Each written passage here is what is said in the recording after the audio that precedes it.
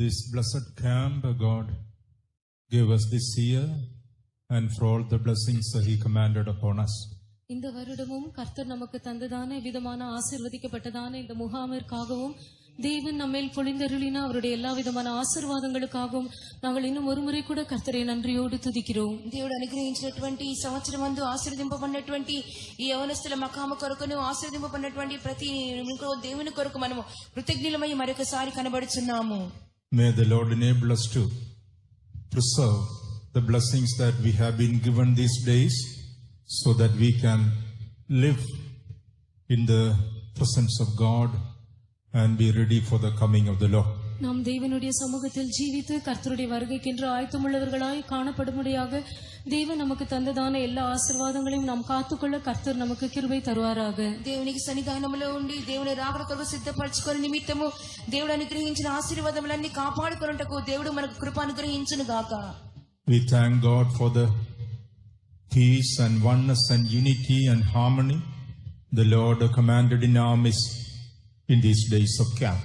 இந்த முகாமின் இந்த நாட்களிலே தேவன் நம் மத்தியில் கட்டளையிட்டதான அவருடைய சமாதானத்திற்காக ஐக்கியத்திற்காக ஒருமைப்பாட்டிற்காக நாங்கள் கர்த்தரை துதிக்கிறோம். ఈ యొక్క మకాము యొక్క దినములలో ప్రభువు అనుగ్రహించినటువంటి సమాధానము కొరకును ఐక్యత కొరకును ఏకత్వము కొరకును దేవునికి కృతజ్ఞులమై ఉన్నాము.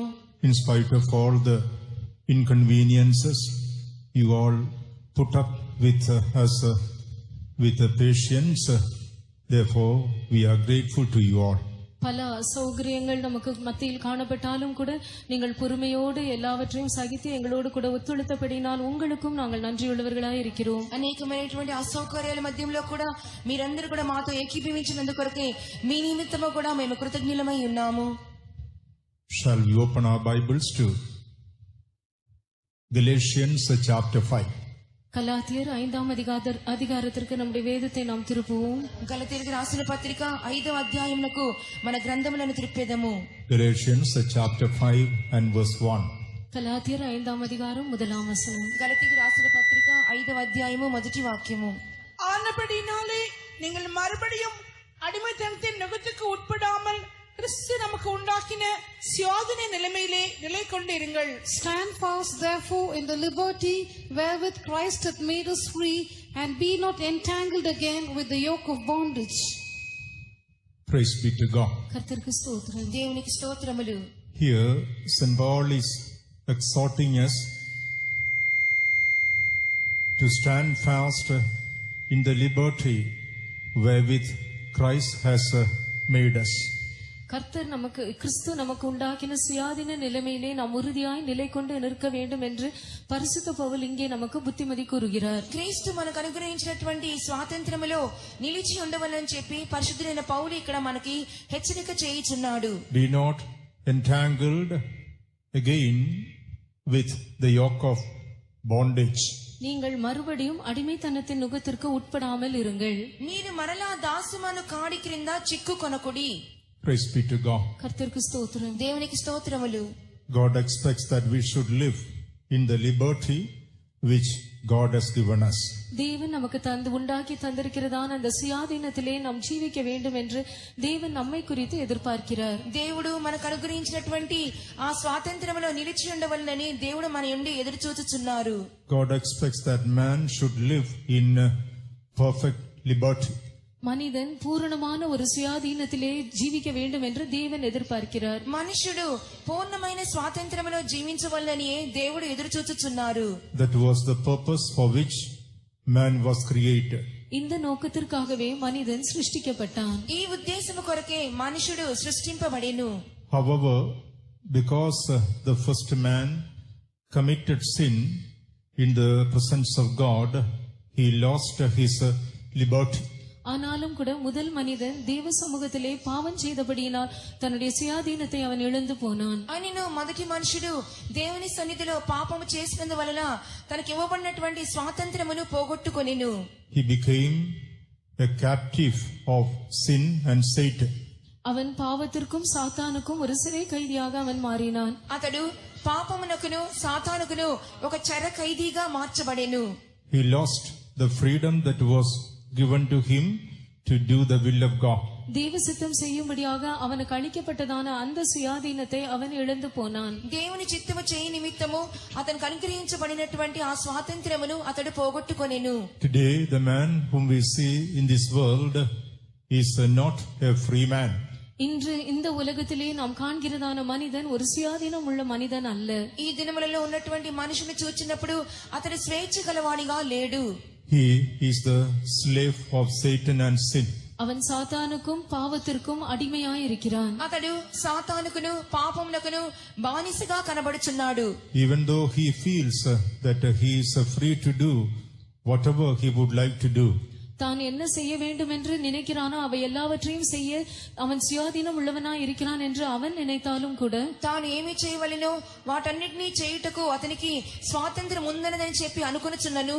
He cannot do whatever he would like.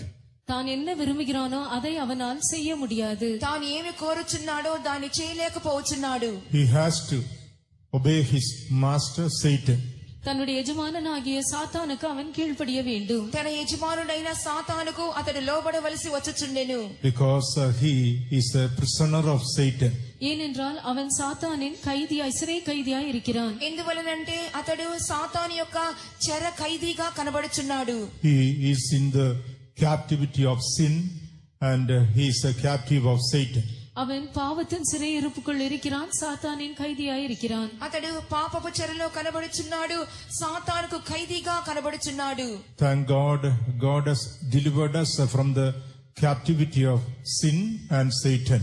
ஆனால் தேவனோ நம்மை பாவம் சாத்தான் இந்த அடிமைத்தனத்திலிருந்து சிறையிலிருந்து நம்மை விடுதலையாக்கினபடியினால் கர்த்தருக்கு ஸ்தோத்திரம். ఆయనను దేవుడు మనలను పాపము సాతాను అనే చెరలో నుండి విడిపించినందుకు కొరకు దేవునికి స్తోత్రములు. That is the purpose for which the Lord Jesus Christ was sent to this world.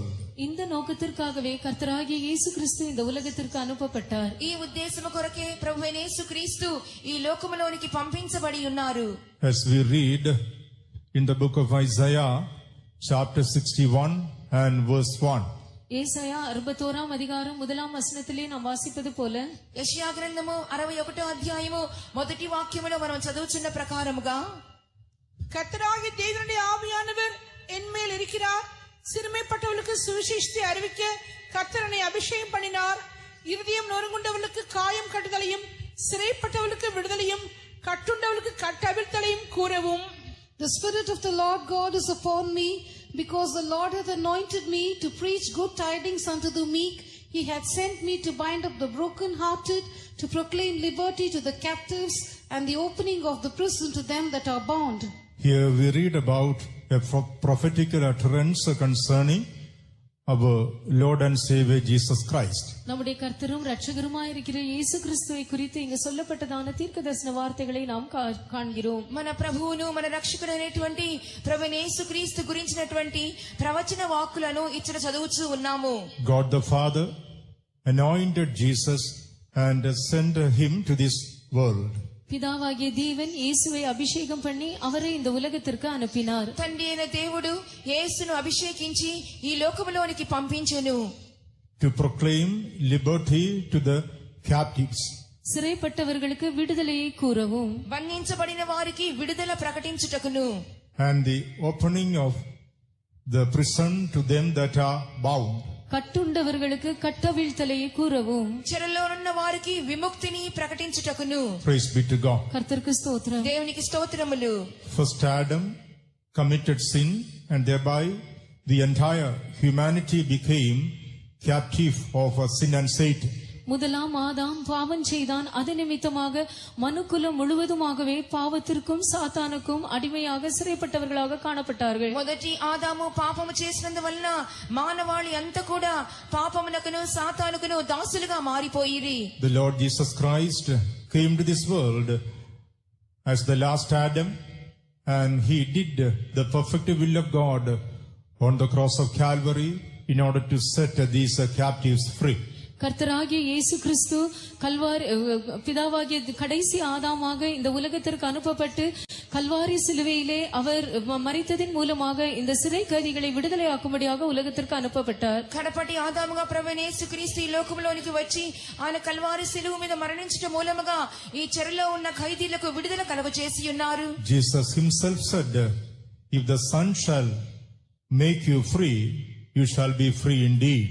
குமாரன் உங்களை విడుదలయాకిனால் நீங்கள் மெய்யாகவே విడుదల ఆవీர்கள் என்று యేసు తామే కూరినాர். కుమారుడు మిమ్మల్ని స్వతంత్రులుగా చేసిన ఎడల మీరు నిజముగా స్వతంత్రులై ఉన్నారని యేసు తానే చెప్పెను. That is what we read in the Gospel of St. John, chapter 8 and verse 36. இதையே நாம் யோவான் சுவிசேஷம் 8ஆம் அதிகாரம் 36ஆம் வசனத்தில் வாசிக்கிறோம். దీనిని గురించి యోహాను సువార్త 8వ అధ్యాయము 36వ వాక్యములో చదువుచున్నాము. The Son shall make you free, you shall be free indeed. குமாரன் உங்களை விடுதலையாக்கினால் நீங்கள் மெய்யாகவே விடுதலை ஆவீர்கள். కుమారుడు మిమ్మల్ని స్వతంత్రులుగా చేసిన ఎడల మీరు నిజముగా స్వతంత్రులై ఉన్నారు. When we accept the Lord Jesus Christ as our personal Savior, கர்த்தராகிய இயேசு கிறிஸ்துவை நம்முடைய சொந்த ரட்சகராக நாம் ஏற்றுக்கொள்ளும் போது, మన ప్రభువైన యేసుక్రీస్తును స్వంత రక్షకునిగా అంగీకరించినప్పుడు, with a broken heart and contrite spirit, when we confess all our sins in the presence of God, நொறுங்குண்ட இருதயத்தோடும் நறுங்குண்ட ஆவியோடும் நம்முடைய பாவங்களை எல்லாம் தெய்வ சமூகத்திலே நாம் அறிக்கை செய்யும் போது, విరిగి నలిగిన హృదయముతో మన పాపములన్నీ కూడా దేవుని యొక్క సన్నిధానములో ఒప్పుకోలు చేసినప్పుడు, the Lord in His mercy and faithfulness forgives our sins and washes us in His precious blood and give us this liberty or freedom. கர்த்தர் தம்முடைய இரக்கங்களின் நிமித்தமாகவும் உண்மை நிமித்தமாகவும் நம்முடைய பாவங்களை நமக்கு மன்னித்து தம்முடைய விலையேற பெற்ற ரத்தத்தினால் நம்மை கழுவி இந்த சுயாதீனத்தை நமக்கு தருகிறார். ప్రభువైన యేసుక్రీస్తు కనికర పూర్ణుడై మన పాపములను క్షమించి తన రక్తముతో మనల్ని కడిగి ఇటువంటి స్వాతంత్ర్యమును విడుదలను మనకు దయచేయుచున్నారు. We need to stand fast in that liberty wherewith Christ has made us free. கிறிஸ்து நமக்கு உண்டாக்கின அந்த சுயாதீன நிலைமையிலே நாம் உறுதியாய் நிலைத்திருக்க வேண்டும். ప్రభువు మనకు అనుగ్రహించినటువంటి స్వాతంత్ర్యమును మనలో మనం నిలిచి ఉండవలెను. We shouldn't go back to our old sinful life again. மறுபடியுமாக நம்முடைய பழைய பாவ ஜீவியத்திற்கு நாம் செல்லக்கூடாது. మరలా మన యొక్క ప్రాచీనమైనటువంటి ఆ యొక్క పాప జీవితమునకు వెళ్ళిపోకూడదు. Praise be to God. கர்த்தருக்கு ஸ்தோத்திரம். దేవునికి స్తోత్రములు. Further, when we read about this liberty, மேலும் இந்த சுயாதீனத்தை குறித்து நாம் வாசிக்கும் போது, ఇంకా ఈ యొక్క విడుదల స్వాతంత్రాన్ని గురించి చదువుచున్నప్పుడు, in the Gospel of St. John, chapter 8 and verse 32, it is written, யோவான் சுவிசேஷம் 8ஆம் அதிகாரம் 32ஆம் வசனத்தில் எழுதப்பட்டுள்ளது. యోహాను సువార్త 8వ అధ్యాయము 32వ వాక్యములో వ్రాయబడి ఉన్నది. and ye shall know the truth, and the truth shall make you free. சத்தியத்தையும் அறிவீர்கள், சத்தியம் உங்களை விடுதலையாக்கும். మీరు సత్యమును గ్రహించెదరు, సత్యము మిమ్మలను స్వతంత్రులుగా చేయును. Ye shall know the truth, and the truth shall make you free. சத்தியத்தையும் நீங்கள் அறிவீர்கள், சத்தியம் உங்களை விடுதலையாக்கும். సత్యమును మీరు ఎరుగుదురు, ఆ సత్యము మిమ్మలను స్వతంత్రులనుగా చేయును. In order to grow in the liberty which God has given us, தேவன் நமக்கு தந்திருக்கும் அந்த சுயாதீனத்திலே நாம் வளர்ந்தேறும்படியாக, దేవుడు మనకు అనుగ్రహించినటువంటి ఆ స్వాతంత్ర్యములో మనం ఎదుగు నిమిత్తము we need to obey the truth which God is revealing unto us. தேவன் நமக்கு வெளிப்படுத்துகிறதான சத்தியத்திற்கு நாம் கீழ்ப்படிய வேண்டும். దేవుడు మనకు బయలుపరిచినటువంటి ఆ సత్యమునకు మనం లోబడవలెను. In these days of this youth camp, we were taught about various truth from the Word of God. இந்த வாலிப முகாமின் நாட்களிலே நாம் கர்த்தருடைய வசனத்திலிருந்து பல சத்தியங்களை நாம் கற்றுக்கொண்டும் நமக்கு போதிக்கப்பட்டது. ఈ యవనస్తుల మకాములో అనేకమైనటువంటి సత్యములు మనకు బోధించబడి ఉన్నవి. It is essential that we need to obey the truth so that we can preserve the liberty which God has given us. தேவன் நமக்கு தந்திருக்கிறதான இந்த சுயாதீனத்தை நாம் பாதுகாத்துக் கொள்ளும்படியாக நமக்கு போதிக்கப்பட்ட இந்த சத்தியங்களுக்கு நாம் படிவது நமக்கு அவசியம். దేవుడు మనకు అనుగ్రహించినటువంటి ఈ స్వాతంత్ర్యమును కాపాడుకోవాలంటే దేవుడిచ్చిన సత్యములకు మనం లోబడే తీరవలెను. God reveals the truth so that we will be able to buy the truth. நாம் சத்தியத்தை வாங்கும்படியாக தேவன் சத்தியத்தை நமக்கு வெளிப்படுத்துகிறார். మనము సత్యమును కొను నిమిత్తమే దేవుడు మనకు సత్యమును బయలుపరచుచున్నారు. In the book of Proverbs chapter 23, நீதிமொழிகள் 23ஆம் அதிகாரத்தில், సామెతల పుస్తకము 23వ అధ్యాయము, Proverbs chapter 23 and verse 23, it is written, sell not the truth but buy it, நீதிமொழிகள் 23 அதிகாரம் 23 வசனத்திலே சத்தியத்தை வாங்கு அதை விற்காதே என்று எழுதப்பட்டுள்ளது. సామెతలు 23 అధ్యాయము 23 వాక్యములో సత్యమును అమ్మివేయక దాని కొని ఉంచుకొనుము అని చెప్పబడుచున్నది. Buy the truth and sell it not. சத்தியத்தை வாங்கு அதை விற்காதே. సత్యమును కొనుక్కొనుము దాని అమ్మివేయవద్దు. What is the meaning of buying something? ஒரு பொருளை வாங்குவதன் அர்த்தம் என்ன? ఒక వస్తువును కొనుట అనగా అర్థమేమి? In order to buy something, we need to pay the price. ஒரு பொருளை வாங்க வேண்டும் என்றால் அதற்குரியதான விலைக்கிரயத்தை நாம் செலுத்த வேண்டும். ఒక వస్తువును మనం కొనవలనంటే దానికి తగిన క్రయమును చెల్లించవలెను. We can buy something only when we are willing to pay the price.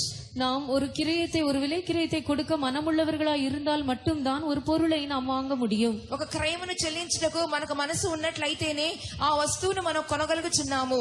God reveals the truth. It is up to us to pay the price and buy it. தேவன் நமக்கு சத்தியத்தை வெளிப்படுத்துகிறார். ஆனால் அதற்கேற்றதான விலைக்கிரயத்தை செலுத்தி அதை வாங்குவது நம்மை சார்ந்த காரியம். దేవుడు మనకు సత్యమును బయలుపరచుచున్నారు, కానీ దాని తగిన క్రయమును చెల్లించి దాని కొనుక్కొనుట మన కర్తవ్యమై ఉన్నది. We read about various things which God gives us as a gifts. தேவன் நமக்கு ஈவாக வரமாக தருகிறதான பல காரியங்களை குறித்து நாம் வாசிக்கிறோம். దేవుడు మనకు ఈవిగాను వరముగాను ఇచ్చే అనేకమైన కార్యములు చూస్తున్నాము. The eternal life is the gift of God. நித்திய ஜீவன் தேவனுடைய ஈவாகும். నిత్య జీవము దేవుడు అనుగ్రహించు వరమై ఉన్నది. We don't need to buy eternal life. நித்திய ஜீவனை நாம் வாங்க வேண்டிய அவசியம் இல்லை. నిత్య జీవాన్ని మనము కొననవసరము లేదు. When we are saved, the eternal life is given freely and abundantly to us. நாம் ரட்சிக்கப்படும் போது நித்திய ஜீவன் நமக்கு இலவசமாகவும் பரிபூர்ணமாகவும் அளிக்கப்படுகிறது. మనము రక్షింపబడినప్పుడు నిత్య జీవం అనేది మనకి ఉచితముగాను సమృద్ధిగాను అనుగ్రహించబడుచున్నది. The price has been paid on the cross of Calvary when Jesus died for us. இயேசு நமக்காக மரித்த போது அதற்கேற்றதான விலைக்கிரயம் கல்வாரி சிலுவையிலே செலுத்தப்பட்டாயிற்று. యేసు ప్రభువు మన కొరకు మరణించినప్పుడు దానికి తగినటువంటి క్రయమును సిలువలో ఆయన చెల్లించి ఉన్నారు. In order to receive the eternal life, we don't need to pay the price or buy it. நித்திய ஜீவனை பெற்றுக்கொள்வதற்காக நாம் அதற்கேற்றதான விலைக்கிரயத்தை செலுத்த அவசியமும் இல்லை, அதை வாங்க வேண்டிய அவசியமும் இல்லை. నిత్య జీవాన్ని మనం పొందు నిమిత్తము క్రయధనము చెల్లించిన అవసరం లేదు, దాన్ని కొననవసరము లేదు. All what we have to do is to open our heart and surrender ourselves in the presence of God. நாம் செய்ய வேண்டியதெல்லாம் நம்முடைய இருதயத்தை திறந்து தேவ சமூகத்திலே நம்மை நாமே ஒப்பு கொடுப்பதாகும். మనం చేయవలసినదంతా మన హృదయమును తెరిచి దేవునికి సన్నిధానములో సమర్పించుకొనుట అయ్యున్నది. We don't need to pay the price to buy eternal life. நித்திய ஜீவனை வாங்குவதற்காக நாம் விலைக்கிரயம் செலுத்த அவசியம் இல்லை. నిత్య జీవాన్ని పొందు నిమిత్తము మనము క్రయధనమును చెల్లించని అవసరము లేదు. It is the gift of God. அது தேவனுடைய ஈவாக இருக்கிறது. అది దేవుని యొక్క వరమై ఉన్నది. Even so, the Holy Ghost is the gift of God. அதுபோலவே பரிசுத்த ஆவியும் தேவனுடைய ஈவாக இருக்கிறது. అదే విధంగా పరిశుద్ధాత్మ కూడా దేవుని యొక్క ఈవిగా కనబడుచున్నది. We don't need to pay the money or price in order to buy the Holy Ghost. பரிசுத்த ஆவியானவரை வாங்குவதற்கு நாம் விலைக்கிரயம் செலுத்தவோ பணம் கொடுக்கவோ தேவையில்லை. పరిశుద్ధాత్మను మనం పొందు నిమిత్తము క్రయధనమును కానీ ఎటువంటి డబ్బులు కానీ చెల్లించిన అవసరం లేదు. It is the gift of the Father. அது பிதாவின் ஈவாக இருக்கிறது. అది తండ్రి యొక్క ఈవిగా కనబడుచున్నది. Even so, we read about the gift of Christ. அதுபோலவே கிறிஸ்துவின் ஈவை குறித்தும் நாம் வாசிக்கிறோம். అదే విధముగా క్రీస్తు అనే ఈవి గురించి చదువుచున్నాము.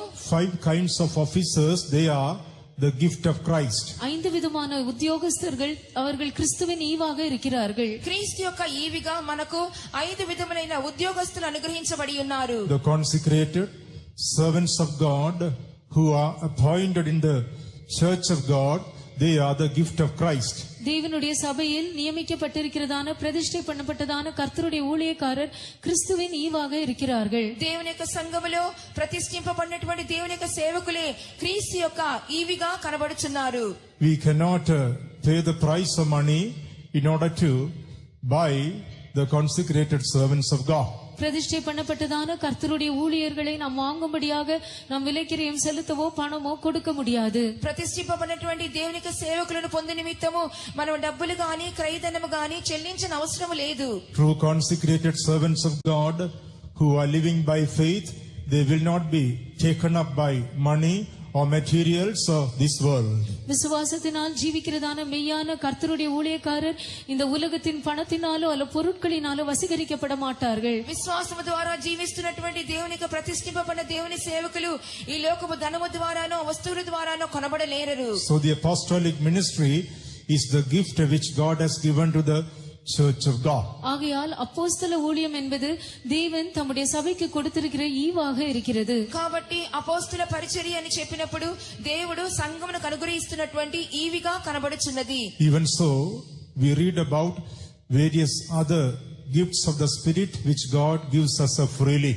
அதுபோலவே தேவன் நமக்கு இலவசமாக தருகிறதான ஆவியின் பல வரங்களை குறித்தும் நாம் வாசிக்கிறோம். ఇంకను దేవుడు మనకు ఉచితముగా అనుగ్రహిస్తున్నటువంటి ఆత్మ యొక్క వరములను గురించి చదువుచున్నాము. We don't need to pay the price in order to buy those gifts in our spiritual life. நம்முடைய ஆவிக்குரிய ஜீவியத்திலே அந்த வரங்களை நாம் வாங்குவதற்காக அதற்கேற்ற விலைக்கிரயம் நாம் செலுத்த அவசியம் இல்லை. మన ఆత్మీయ జీవితంలో ఆ వరములు పొందు నిమిత్తము దానికి తగినటువంటి క్రయధనమును చెల్లించని అవసరం లేదు. So we find that various things are given by God as gifts to us. ஆகையால் பலவிதமான காரியங்கள் தேவனால் நமக்கு ஈவாக வரமாக அளிக்கப்படுவதை நாம் காண்கிறோம். కాబట్టి పలు రకములైన కార్యములు దేవుడు మనకు ఈవిగా వరముగా అనుగ్రహించుచూ ఉన్నారు. But concerning the truth, it is not so. ஆனால் సత్యத்தை பொறுத்தவரையில் அது அப்படி அல்ல. ఆయనను సత్యమునకు సంబంధించి అది ఆ విధముగా కాదు. God reveals the truth and we have to pay the price to buy it. தேவன் சத்தியத்தை வெளிப்படுத்துகிறார், நாம் அதை வாங்குவதற்காக அதற்கேற்ற விலைக்கிரயம் செலுத்தத்தான் வேண்டும். దేవుడు సత్యమును బయలుపరచుచున్నారు, దాని కొను నిమిత్తము మనకు క్రయధనము చెల్లించవలెను. For example, there are some believers in the church. உதாரணமாக சபையில் சில விசுவாசிகள் உண்டு. ఉదాహరణముగా సంఘములో కొంతమంది విశ్వాసులు ఉన్నారు. They say that once upon a time we had the calling to serve God, but we didn't surrender ourselves as such. Today we are suffering in this life living as believers. அவர்கள் சொல்வது என்னவென்றால், ஒரு காலத்திலே கர்த்தருக்கென்று ஊழியம் செய்யும்படியாக எங்களுக்கு அழைப்பு உண்டாயிருந்தது. ஆனால் நாங்களோ அந்த அழைப்புக்கு எங்களை ஒப்புக் கொடுக்கவில்லை.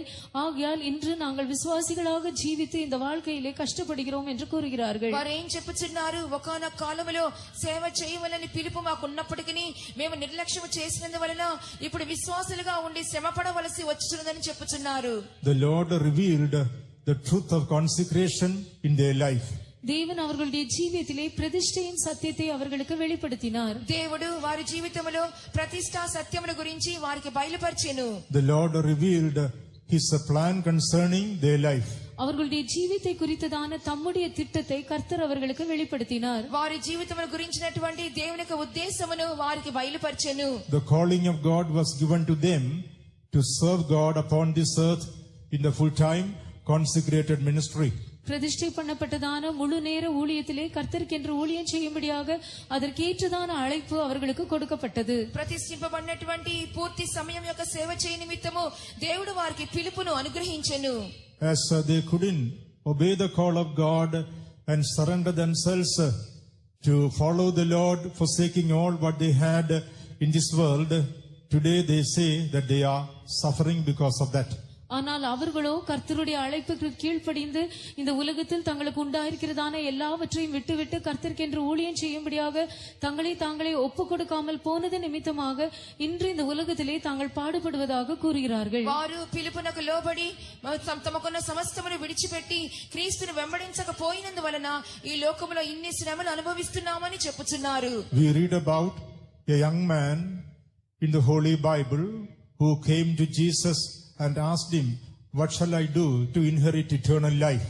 இயேசு கிறிஸ்துவினிடத்தில் வந்து நித்திய ஜீவனை நான் சுதந்தரித்துக் கொள்ளும்படியாக என்ன செய்ய வேண்டும் என்று அவரிடத்தில் கேட்டதான ஒரு வாலிபனை குறித்து நாம் பரிசுத்த வேதாகமத்தில் வாசிக்கிறோம். బైబిల్ గ్రంథములో ఒక యవనస్తుని గురించి చదువుచున్నాము.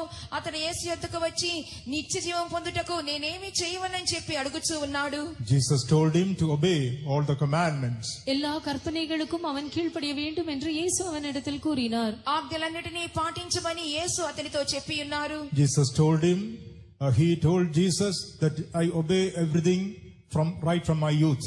இவை எல்லாவற்றையும் நான் என் சிறு வயது வாலிப பிராயம் முதல் கை கொண்டிருக்கிறேன் என்று அவன் இயேசுவினிடத்தில் பதில் உரைத்தான். వీటన్నిటిని నా బాల్యం నుండి నేను అనుసరించుచున్నానని చెప్పి యేసుతో బదులిచ్చెను. Still he found a kind of emptiness or vacuum within himself. ஆனாலும் கூட தனக்குள்ளே ஒரு வெறுமையை ஒரு வெற்றிடத்தை அவன் கண்டுபிடித்தான். అయినప్పటికీ తనలో ఒక రిక్తమైన స్థితి ఒక కొదువైన స్థితి అది కనుగొనుచున్నాడు. So the Lord told him, go and sell all what you have, come and take up your cross and follow me. ஆகையால் இயேசு அவனை பார்த்து, நீ உனக்கு உண்டாயிருக்கிற எல்லாவற்றையும் விட்டுவிட்டு அதன் பின்பு உன்னுடைய விற்று அதை கொடுத்து விட்டு உன் சிலுவையை எடுத்துக்கொண்டு என்னை பின்பற்றி வா என்று கூறினார். నీవు వెళ్లి నీ ఆస్తిని నీకున్న సమస్తమును అమ్మివేసి నీ సిలువనెత్తుకొని నన్ను వెంబడించమని యేసు అతనితో చెప్పుచున్నారు. The Bible says he was grieved and he couldn't do it because he was the possessor of much substance in this world. ஆனால் அவனோ இந்த உலகத்தில் அதிகமான ஆஸ்தியும் ஐஸ்வர்யமும் உள்ளவனாய் இருந்தபடியினால் இயேசு இதை கூறின போது அவன் அதை கேட்டு அதிகமாக துக்கப்பட்டு இவ்விதமாக அதை எல்லாவற்றையும் விற்காமல் போனான் என்று கர்த்தருடைய வசனம் கூறுகிறது. ఆ యవ్వనస్తుడు మిగిలిన ఆస్తి కలవాడు కనుక యేసు చెప్పిన మాటకు మిక్కిలి వ్యసనపడి వెళ్లిపోయినట్లుగా చూస్తున్నాము. The truth was revealed to him, but he was not able to buy it. சத்தியம் அவனுக்கு வெளிப்படுத்தப்பட்டது, ஆனால் அவனோ அதை வாங்க கூடாமற் போனது. సత్యము అతనికి బయలుపరచబడెను కానీ అతడు దాన్ని ఏమాత్రము కొనగలేపోయిను. Because he was not willing to pay the price. ஏனென்றால் அதற்கேற்ற விலைக்கிரயம் செலுத்த அவனுக்கு மனம் இல்லாமல் போனது. ఎందువలనంటే దానికి తగిన క్రయ ధనమును చెల్లించుటకు అతనికి మనసు లేకుండా పోయిను. He was not willing to forsake what he had in this world. இந்த உலகத்தில் தனக்கு உண்டாயிருந்தது எல்லாவற்றையும் விட்டுவிட அவனுக்கு மனம் இல்லாமல் போயிற்று. ఈ లోకములో తనకున్న సమస్తమును విడిచిపెట్టడానికి అతనికి మనసు లేకుండా పోయిను. That young man was called to do the full-time ministry in the consecrated ministry. பிரதிஷ்டை பண்ணப்பட்டதான இந்த முழு நேர ஊழியத்தை செய்யும்படியாகவே அந்த வாலிபன் அழைக்கப்பட்டான். ఈ ప్రతిష్ఠింపబడిన పరిచర్యలో పూర్తి సమయము సేవ చేయ నిమిత్తము యవ్వనస్తుని దేవుడు పిలుచుచున్నారు. The truth was revealed, but he was not able to pay the price to buy it. சத்தியம் அவனுக்கு வெளிப்படுத்தப்பட்டது, ஆனால் அதை வாங்கக்கூடிய ஆனால் அவனாலோ அதை விலைக்கிரயம் செலுத்தி வாங்கக்கூடாமல் போனது. అతనికైతే సత్యము బయలుపరచబడెను కానీ దాని కొనుక్కొను నిమిత్తము అతడు క్రయ ధనమును చెల్లించలేకపోయెను. Even so, dear youngsters, if the Lord is revealing the truth of consecration to serve God upon this earth, அதுபோலவே அருமையான வாலிபரே, கர்த்தருக்கென்று இந்த பூமியிலே ஊழியம் செய்யும்படியாய் பிரதிஷ்டையின் சத்தியத்தை கர்த்தர் உங்களுக்கு வெளிப்படுத்தும் போது, ఆ విధంగానే ప్రియమైన యవనస్తులారా, ఈ భూమి మీద సేవ చేయుటకు దేవుడు మీకు ప్రతిష్ఠింపబడిన సేవల గురించి మీకు పిలుపు ఇచ్చినట్లయితే decide to pay the price and buy the truth and follow the law. அதற்கேற்ற விலைக்கிரயம் செலுத்தி சத்தியத்தை வாங்கி கர்த்தரை பின்பற்றும்படியாக தீர்மானியுங்கள். దానికి తగినటువంటి క్రయ ధనమును చెల్లించి సత్యమును కొనుక్కొని ఆయనను వెంబడించండి. With all the blessings he had, that young man was not satisfied in his life, and that's why he came to Jesus and asked him, what shall I do to inherit eternal life? தனக்குண்டாயிருந்ததான அந்த எல்லா ஆசீர்வாதங்களினாலும் அந்த வாலிபன் இந்த வாழ்க்கையிலே திருப்தி அடையாமல் போனதினால்தான் அவன் இயேசுவினிடத்தில் வந்து நித்திய ஜீவனை சுதந்திரித்துக் கொள்வதற்காக நான் என்ன செய்ய வேண்டும் என்று கேட்டான். ఈ లోకములో సమస్తమైన ఆశీర్వాదాలు కనబడుచున్నప్పటికీ అతని జీవితంలో తృప్తి లేనివాడుగానే యేసు యొద్దకు వచ్చి నిత్య జీవం పొందుటకు నేనేమి చేయవలనని చెప్పి అడుగుచూ ఉన్నాడు. Yes, you are spiritually blessed. ஆம், ஆவிக்குரிய பிரகாரமாக நீ ஆசீர்வதிக்கப்பட்டிருக்கிறாய். అవును, ఆత్మీయ రీతిగా అతను ఆశీర్వదించబడి ఉండెను. Materially, God has given all what you want. பொருளாதார ரீதியாகவும் உனக்கு தேவையானது எல்லாவற்றையும் அவர் உனக்கு தந்திருக்கிறார். భౌతిక ప్రకారంగా కూడా నీకు కావాల్సిన సమస్తమును దేవుడు అనుగ్రహించి You got ఉన్నాడు. money and materials of this world. அவையெல்லாம் இந்த உலகத்தின் பணமும் பொருளுமாய் இருக்கிறது. ఈ లోకపు ధనమును వస్తువులను దేవుడు నీకు అనుగ్రహించి ఉన్నారు. You got money and materials of this world. இந்த உலகத்தின் பணமும் பொருளும் உனக்கு உண்டாயிருக்கிறது. ఈ లోకంలోని డబ్బు ధనము నీకు కలిగి ఉన్నవి. Good education and the degree and knowledge of this world is there for you. உனக்கு நல்ல படிப்பும் பட்ட படிப்பும் இந்த உலகத்தின் அறிவும் எல்லாமே உனக்கு உண்டாயிருக்கிறது. మంచి విద్యాభ్యాసము పట్టములు లోక జ్ఞానము నీకు కలిగి ఉన్నది. Do you feel a kind of emptiness within your soul? ஆனால் உன்னுடைய ஆத்துமாவிலே ஒரு விதமான வெறுமையை நீ உணர்கிறாயா? ఆయనను నీ ప్రాణములో ఏదో ఒక రిక్తమైన స్థితిని కనుగొనుచున్నావా? Ask the Lord what the will of God is concerning you upon this earth.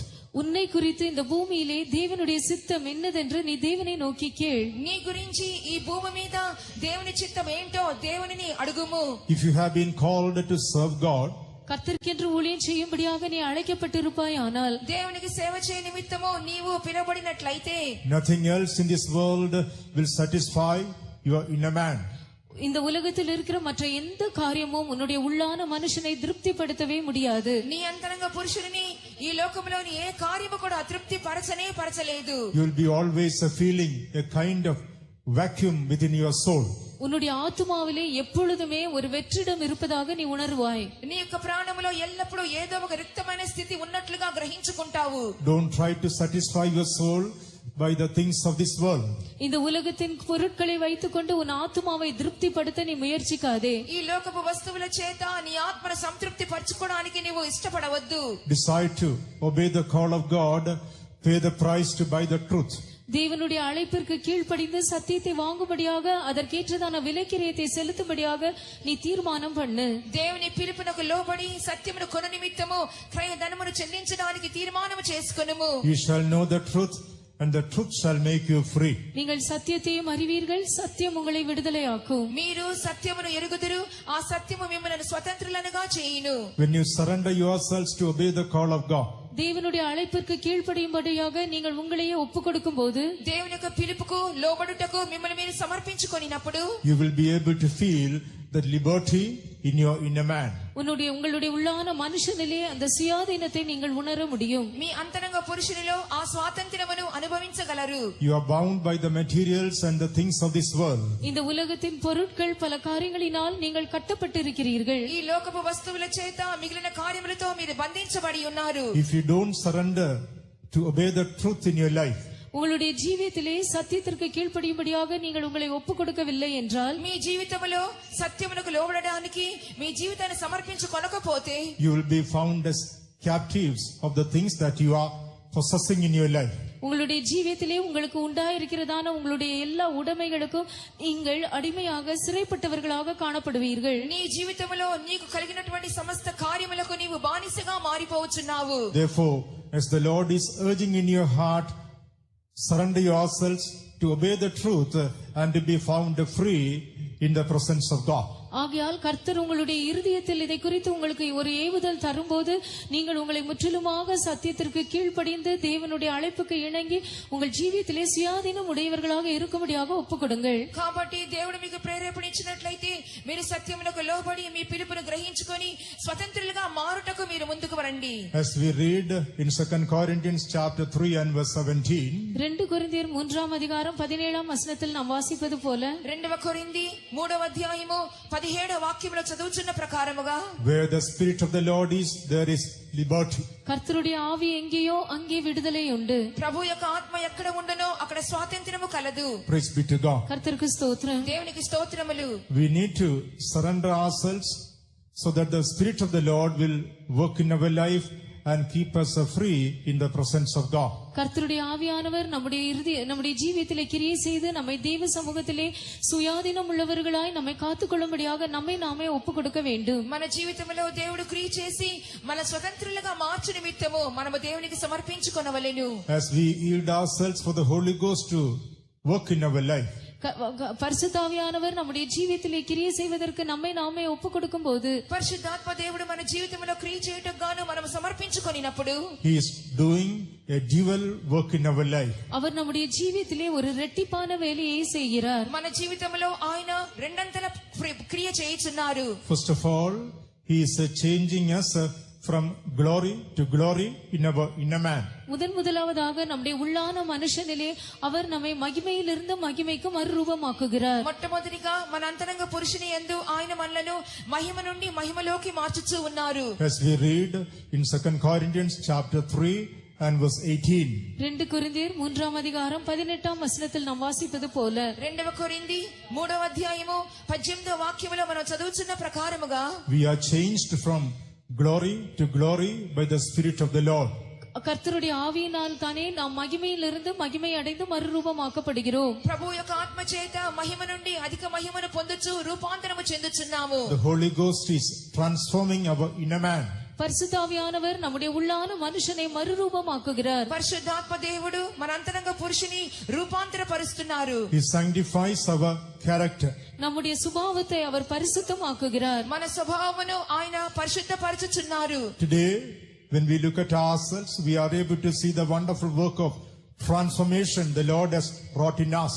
இன்று நம்மை நாமே பார்க்கும்போது தேவன் நமக்குள்ளே செய்திருக்கிறதான அவருடைய அற்புதமான ஆச்சரியமான மறுரூபத்தின் வேலையை நாம் காண முடியும். ఈ దినమందు మనల్ని చూచుకున్నప్పుడు దేవుడు మనలో చేసినటువంటి అద్భుతమైనటువంటి రూపాంతర క్రియ చూచుచున్నాము. The Lord who did his work thus far is well able to complete that he has begun in us.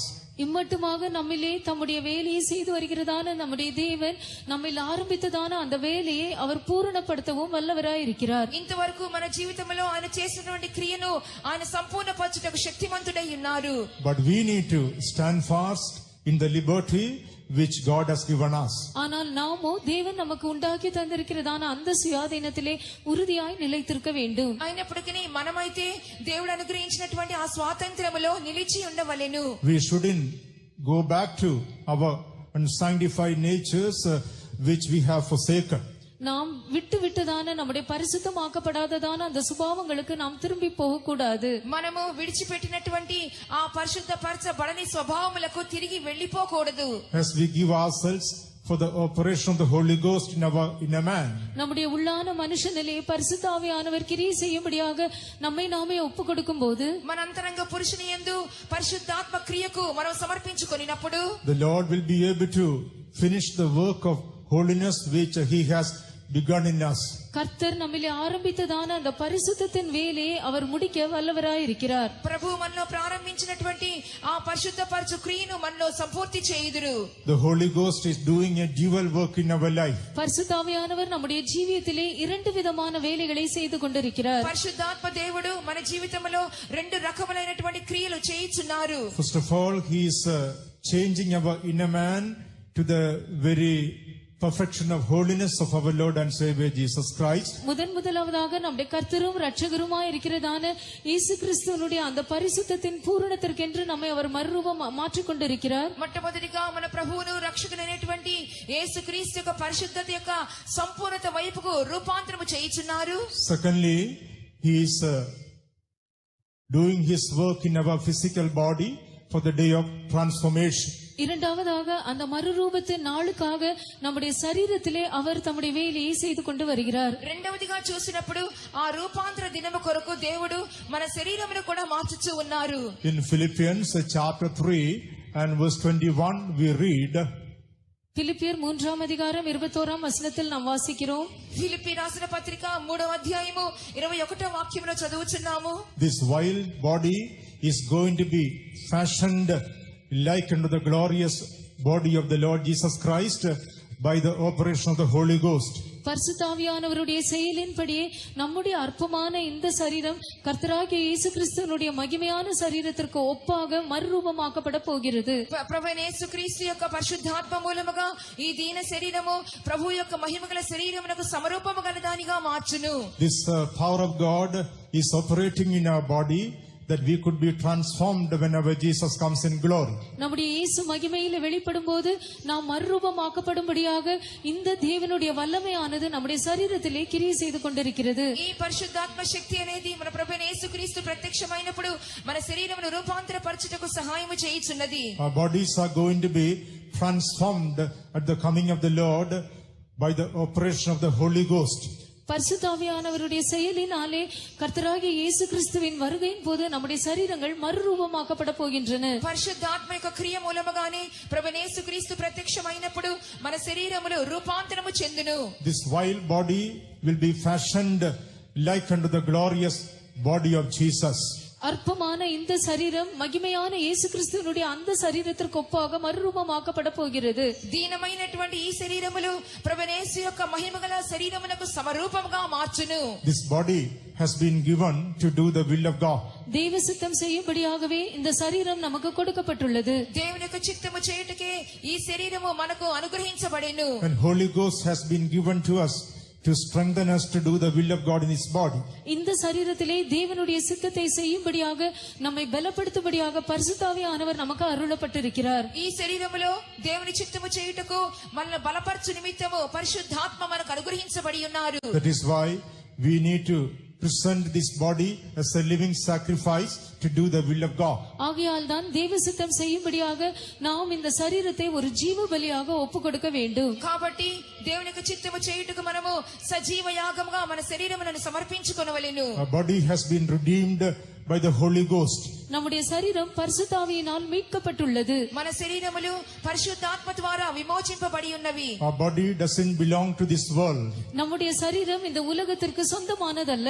మన శరీరములు ఈ లోకమునకు సొంతమైనవి కావు. Our body is not given for the fashions of this world. நம்முடைய சரீரம் இந்த உலகத்தின் ஆடம்பரங்களுக்கு என்று கொடுக்கப்படவில்லை. ఈ శరీరం అనేది ఈ లోక ఆడంబరములకు అప్పగించబడినది కాదు. That is why St. Paul says, be not conformed to this world. ஆகையால் தான் நீங்கள் இந்த உலகத்திற்கு ஒத்த வேஷம் தரிக்க கூடாது என்று பரிசுத்த பவுல் கூறுகிறார். అందువల్లే పరిశుద్ధుడైన పౌలు చెప్పుచున్నాడు, మీరు ఈ లోక మర్యాదను అనుసరించవద్దు అంటున్నాడు. If we get conformed to this world, we cannot be transformed whenever Jesus comes. நாம் இந்த உலகத்திற்கு ஒத்த வேஷம் தரித்துக் கொள்வோம் என்றால் நம்முடைய இயேசு வரும்போது நாம் மறுரூபமாக்கப்பட முடியாது. మనము ఈ లోక మర్యాదను అనుసరించి నడిచినట్లయితే ప్రభువైన యేసు వచ్చినప్పుడు రూపాంతరపరచబడలేము. If we get conformed to the people of this world, we cannot be transformed whenever Jesus comes in glory. இந்த உலக ஜனங்களுக்கு ஏற்றதான விதத்திலே நாம் அவர்களுக்கு ஒத்த வேஷம் தரித்துக் கொள்வோம் என்றால் நம்முடைய இயேசு மகிமையிலே வெளிப்படும் போது நாம் மறுரூபமாக்கப்பட முடியாது. ఈ లోక జనుల యొక్క మర్యాద చొప్పున నడుచుకున్నట్లయితే కూడా ప్రభువైన యేసు మహిమలో ప్రత్యక్షమైనప్పుడు మన శరీరములు రూపాంతరము చెందవు. If we get conformed to the people of this world, we cannot be transformed along with the saints when Jesus comes. நாம் இந்த உலக ஜனங்களுக்கு ஏற்றதான ஒரு வேஷம் தரித்துக் கொண்டு இருப்போம் என்றால் நம்முடைய இயேசு தமது பரிசுத்தவான்களோடு கூட வரும்போது நாம் மறுரூபமாக்கப்பட முடியாது. ఈ లోక జనుల యొక్క మర్యాదను అనుసరించి వారి వేషము ధరించుకున్నట్లయితే ప్రభువైన యేసుక్రీస్తు మహిమలో ప్రత్యక్షమైనప్పుడు మన శరీరం రూపాంతరము చెందదు. So our transformation is depending upon our conformation. ஆகையால் நம்முடைய மறுரூபமாக்கப்படுதல் என்பது நாம் எந்த காரியத்தோடு ஒத்து போயிருக்கிறோமோ அதை சார்ந்துதான் இருக்கிறது. కాబట్టి మన రూపాంతర క్రియ అనేది మనం దేనితో కలిసిపోతున్నామో దాని మీద ఆధారపడి ఉన్నది. Be not conformed to this world, but be ye transformed by the renewing of your mind, Saint St. Paul. நீங்கள் இந்த உலகத்திற்கு ஒத்த வேஷம் தெரியாமல் உங்கள் மனது புதிதாகிறதினாலே நீங்கள் மறுரூபமாகுங்கள் என்று பரிசுத்த பவுல் கூறுகிறார். మీరు ఈ లోక మర్యాదను అనుసరింపక మీరు మీ మనసు మారి నూతన మగుట వలన రూపాంతరము పొందుడని పరిశుద్ధుడైన పౌలు చెప్పుచున్నాడు. Holy Ghost is going to give us a transformed body whenever Jesus comes in glory. நம்முடைய இயேசு மகிமையிலே வெளிப்படும்போது பரிசுத்த ஆவியானவர் நமக்கு ஒரு மறுரூபமாக்கப்பட்டதான சரீரத்தை தரப்போகிறார். ప్రభువైన యేసుక్రీస్తు మహిమలో ప్రత్యక్షమైనప్పుడు పరిశుద్ధాత్మ దేవుడు మనకు ఒక రూపాంతరపరచబడిన శరీరమును అనుగ్రహించెదరు. That is one reason for which we stand for the truth of divine healing. நம்முடைய நாம் தெய்வீக சுகத்தின் சத்தியத்திற்காக நிற்கிறதான காரணங்களில் இது ஒரு காரணமாகும். మనము దైవిక స్వస్థత యొక్క సత్యమునకు నిలబొట్టకు ఇది ఒక కారణమై ఉన్నది. We believe that the Holy Ghost will be able to give us a resurrected glorious body at the coming of Jesus, even if we would be dead and buried and decayed in the grave.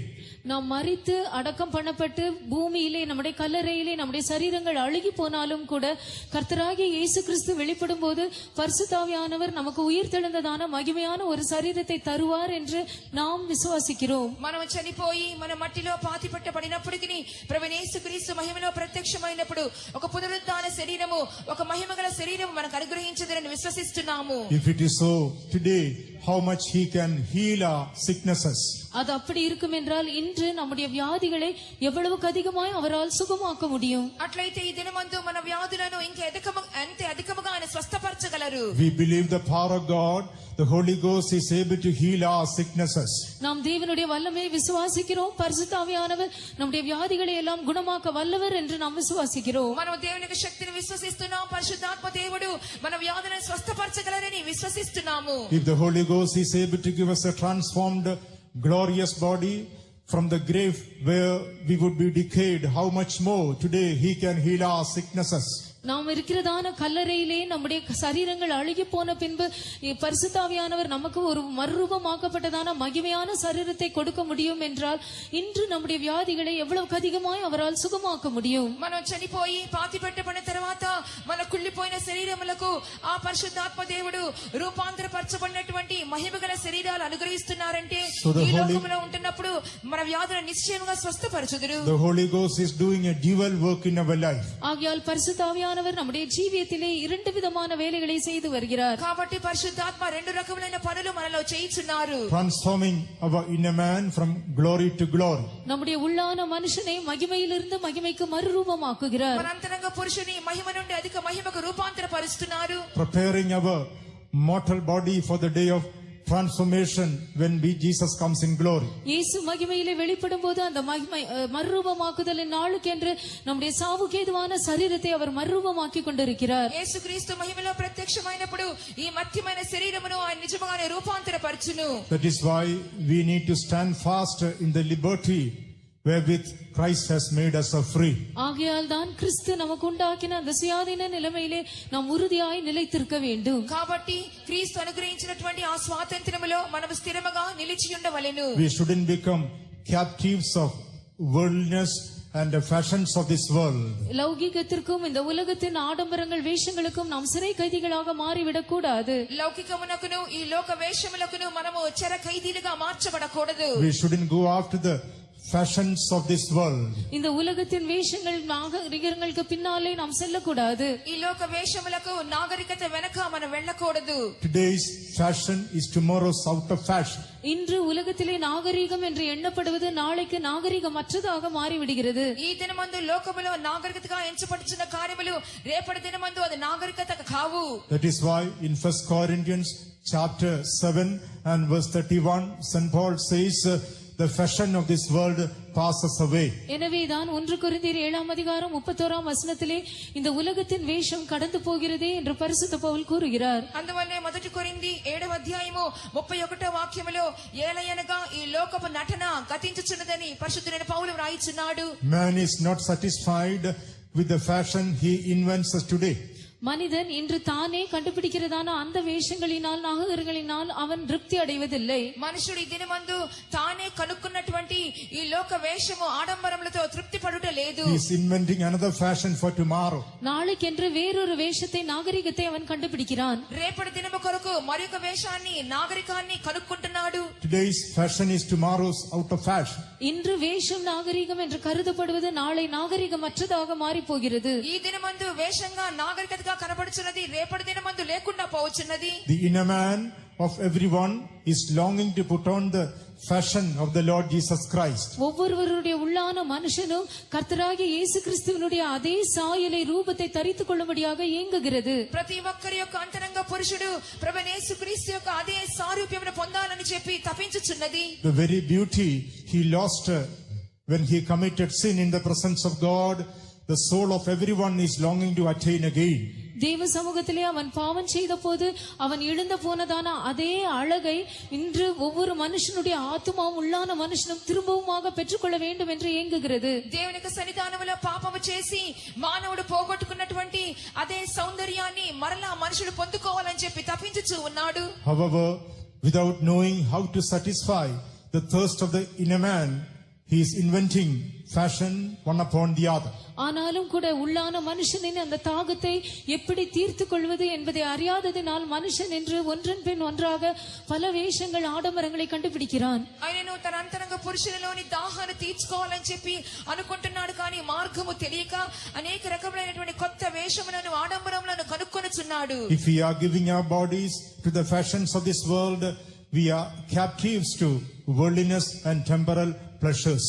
நாம் நம்முடைய சரீரங்களை இந்த உலகத்தின் வேஷங்கள் நாகரிகங்களுக்கு என்று ஒப்புக் கொடுப்போம் என்றால் நாம் இந்த உலகத்தின் எல்லா சிற்றின்பங்களுக்கும் மற்ற காரியங்களுக்கும் நாம் சிறை கைதிகளாய் காணப்படுகிறோம். మనం ఈ లోకం యొక్క వేషమును ధరించుకుంటూ వెళ్ళినట్లయితే ఈ లోకం యొక్క సుఖ సంతోషములకు ఆడంబరములకు చోటిచ్చుచున్నాము. Let us not become captives of vanity of this world. இந்த உலகத்தின் மாயைக்கு நாம் கைதிகளாக மாறிவிட வேண்டாம். ఈ లోకం యొక్క వ్యర్థతకు మనము ఖైదీలుగా మారిపోవద్దు. When we were baptized in waters, we surrendered our body to do the will of God. நாம் தண்ணீர் ஞான ஸ்நானம் பெற்றுக்கொண்ட போது தேவ சித்தம் செய்யும்படியாக நம்முடைய శరీరங்களை நாம் ఒప్పు கொடுத்தோம். మనం ఎప్పుడైతే నీటి బాప్తిసం పొంది ఉన్నామో దేవుని చిత్తము చేయుటకు మన శరీరములను అప్పగించుకొని ఉన్నాము. And the Holy Ghost has been given to us in order to strengthen us to do the will of God.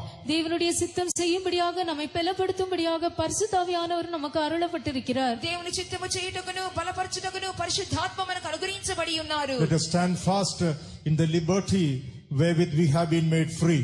நாம் விடுதலை ஆக்கப்பட்டு நமக்கு உண்டாக்கப்பட்டிருக்கிறதான அந்த சுயாதீன நிலைமையிலே நாம் உறுதியாய் நிலைத்திருக்க கடவோம். మన విడుదల పొందినటువంటి ప్రభు అనుగ్రహించిన స్వాతంత్ర్యములో స్థిరముగా నిలిచెదము. There is a glorious liberty which is awaiting us at the coming of the Lord. கர்த்தருடைய வருகையின் போது நமக்கென்று காத்து கொண்டிருக்கிறதான ஒரு மகிமையான சுயாதீனம் ஒன்றுண்டு. ప్రభు యొక్క రాకడలో మన కొరకు కనిపెడుచున్నటువంటి ఒక మహిమగల స్వాతంత్ర్యం ఉన్నది. Only if we preserve the liberty today which God has given us in our spiritual life. இன்று நம்முடைய ஆவிக்குரிய ஜீவியத்திலே தேவன் நமக்கு தந்திருக்கிறதான அந்த சுயாதீனத்தை நாம் பாதுகாத்து கொண்டால் மட்டும்தான் ఈ దినమందు మన ఆత్మీయ జీవితంలో దేవుడు అనుగ్రహించినటువంటి ఆ స్వాతంత్రాన్ని కాపాడుకున్నప్పుడు మాత్రమే Whenever Jesus comes in glory, we will be able to attain that liberty from the redemption, from the corruption of this world. நம்முடைய இயேசு மகிமையிலே வெளிப்படும்போது இந்த உலகத்தின் அழிவில் இருந்து நாம் அந்த சுயாதீனத்தை பெற்றுக்கொள்ள முடியும். మన యేసుక్రీస్తు మహిమలో ప్రత్యక్షమైనప్పుడు ఈ లోకం యొక్క నాశనములో నుండి ఆ విడుదలను స్వాతంత్రాన్ని పొందుకొనుచున్నాము. When we read in the book of James chapter 1 and verse 25, யாக்கோபு முதலாம் அதிகாரம் 25ஆம் வசனத்தை நாம் வாசிக்கும் போது యాకోబు రాసిన పత్రిక మొదటి అధ్యాయము 25వ వాక్యం చదువుచున్నప్పుడు James chapter 1 and verse 25. யாக்கோபு முதலாம் அதிகாரம் 25ஆம் வசனம். యాకోబు 1:25 சுயாதீன பிரமாணமாகிய பூரண பிரமாணத்தை உற்று பார்த்து அதிலே நிலைத்திருக்கிறவனே கேட்கிறதை மறக்கிறவனாயிராமல் அதற்கேற்ற கிரியை செய்கிறவனாயிருந்து தன் செய்கையில் பாக்கியவானாய் இருப்பான். But whoso looketh into the perfect law of liberty and continueth therein, he being not a forgetful hearer, but a doer of the work, this man shall be blessed in his deed. Praise be to God. கர்த்தருக்கு ஸ்தோத்திரம். దేవునికి స్తోత్రములు. This man shall be blessed in his deed. இந்த மனிதனை தன் செய்கையில் பாக்கியவானாய் இருப்பான். అతడు తన క్రియలలో భాగ్యవంతునిగా కనబడును. Here it is mentioned about the perfect law of liberty. இவ்விடத்திலே சுயாதீன பிரமாணமாகிய பூரண பிரமாணத்தை குறித்து சொல்லப்பட்டுள்ளது. ఇక్కడ స్వాతంత్రమునిచ్చు సంపూర్ణమైన నియమము గురించి వ్రాయబడి ఉన్నది. There is a law of liberty. ஒரு சுயாதீனத்திற்குரியதான ஒரு பிரமாணம் உண்டு. ఒక స్వాతంత్రాన్ని ఇచ్చే నియమము కలదు. Praise be to God. கர்த்தருக்கு ஸ்தோத்திரம். దేవునికి స్తోత్రములు. This is what we receive in the fellowship of our church. இதையே நாம் நம்முடைய சபையின் ஐக்கியத்தில் பெற்றுக்கொள்கிறோம். ఇదే మన సంఘ సహవాసములో పొందుచున్నాము. Law of liberty. சுயாதீன பிரமாணம். స్వాతంత్రమునిచ్చు నియమము. From where does the law proceed? பிரமாணம் கற்பனை எங்கே இருந்து புறப்படுகிறது? నియమము ఆజ్ఞ ఎక్కడి నుండి బయలు వెళ్ళుచున్నది? In the book of Isaiah chapter 2 when we read, ஏசாயாவின் புத்தகம் 2ஆம் அதிகாரத்தில் நாம் வாசிக்கும் போது యెషయా గ్రంథము 2వ అధ్యాయం చదువుచున్నప్పుడు in verse 3 it is written, the law is proceeding out of Zion. 3ஆம் வசனத்திலே இந்த பிரமாணம் என்பது சியோனிலிருந்து புறப்படுகிறது. ఈ యొక్క ధర్మశాస్త్రము సియోనులో నుండి బయలు వెళ్ళుచున్నది. And the word of the Lord from Jerusalem. எருசலேமிலிருந்து கர்த்தருடைய வசனம் புறப்படுகிறது. యెరూషలేములో నుండి యెహోవా వాక్కు బయలు వెళ్ళుచున్నది. This speaks about the fellowship which God has given us in the church of God. இது தேவன் நமக்கு தம்முடைய சபையிலே தந்திருக்கிறதான ஐக்கியத்தை குறிக்கிறது. ఇది దేవుని యొక్క సంఘములో ప్రభు అనుగ్రహించిన ఐక్యతను చూపించుచున్నది. That is why in the book of Hebrews chapter 11 and verse 22 it is written, எனவேதான் எபிரேயர் 11ஆம் அதிகாரம் 22ஆம் வசனத்தில் எழுதப்பட்டுள்ளது. అందువల్ల హెబ్రీ రాసిన పత్రిక 11వ అధ్యాయము 22వ వాక్యములో వ్రాయబడి ఉన్నది. Ye are come unto Mount Zion and the city of the living God, heavenly Jerusalem. நீங்களோ சியோன் பர்வதத்திற்கும் ஜீவனுள்ள தேவனுடைய நகரம் ஆகிய பரம எருசலேமின் இடத்திற்கும் வந்திருக்கிறீர்கள். మీరు సియోను కొండకును జీవం గల దేవుని పట్టణమైన పరలోకపు యెరూషలేమునకును వచ్చి ఉన్నారు. Hebrews chapter 12 and verse 22 it is written. எபிரேயர் 12ஆம் அதிகாரம் 22ஆம் வசனத்தில் எழுதப்பட்டுள்ளது. హెబ్రీ 12వ అధ్యాయము 22వ వాక్యములో వ్రాయబడి ఉన్నది. Ye are come unto Mount Zion and the city of the living God, heavenly Jerusalem. நீங்களோ சியோன் மலையினிடத்திற்கும் ஜீவனுள்ள தேவனுடைய நகரமாகிய பரம எருசலேமின் இடத்திற்கும் வந்திருக்கிறீர்கள். మీరు సియోను కొండకును జీవం గల దేవుని పట్టణమైన పరలోకపు యెరూషలేమునకును వచ్చి ఉన్నారు. It is mentioned not in future tense but in past tense. இது வரப்போகிறதான அந்த வரும் காலத்துல இல்ல, இப்பொழுது இருக்கிற இறந்த காலத்திலே இது சொல்லப்பட்டுள்ளது. ఇది భవిష్యత్తు కాలం గురించి కాదు గాని ప్రస్తుతమందున వర్తమాన కాలంలో వ్రాయబడి ఉన్నది. Come unto Mount Zion and heavenly Jerusalem. நீங்கள் சியோன் மலையின் இடத்திற்கும் பரம எருசலேமின் இடத்திற்கும் வந்து சேர்ந்திருக்கிறீர்கள். మీరు సియోనుకును పరమ యెరూషలేమునకును వచ్చి ఉన్నారు. Today the church of God is the heavenly Jerusalem. இன்று தேவனுடைய சபைதான் பரம எருசலேமாய் இருக்கிறது. ఈ దినమందు దేవుని యొక్క సంఘమే పరమ యెరూషలేమై ఉన్నది. God has brought us into the fellowship of the apostolic church, and thereby we are in the heavenly Jerusalem and Mount Zion.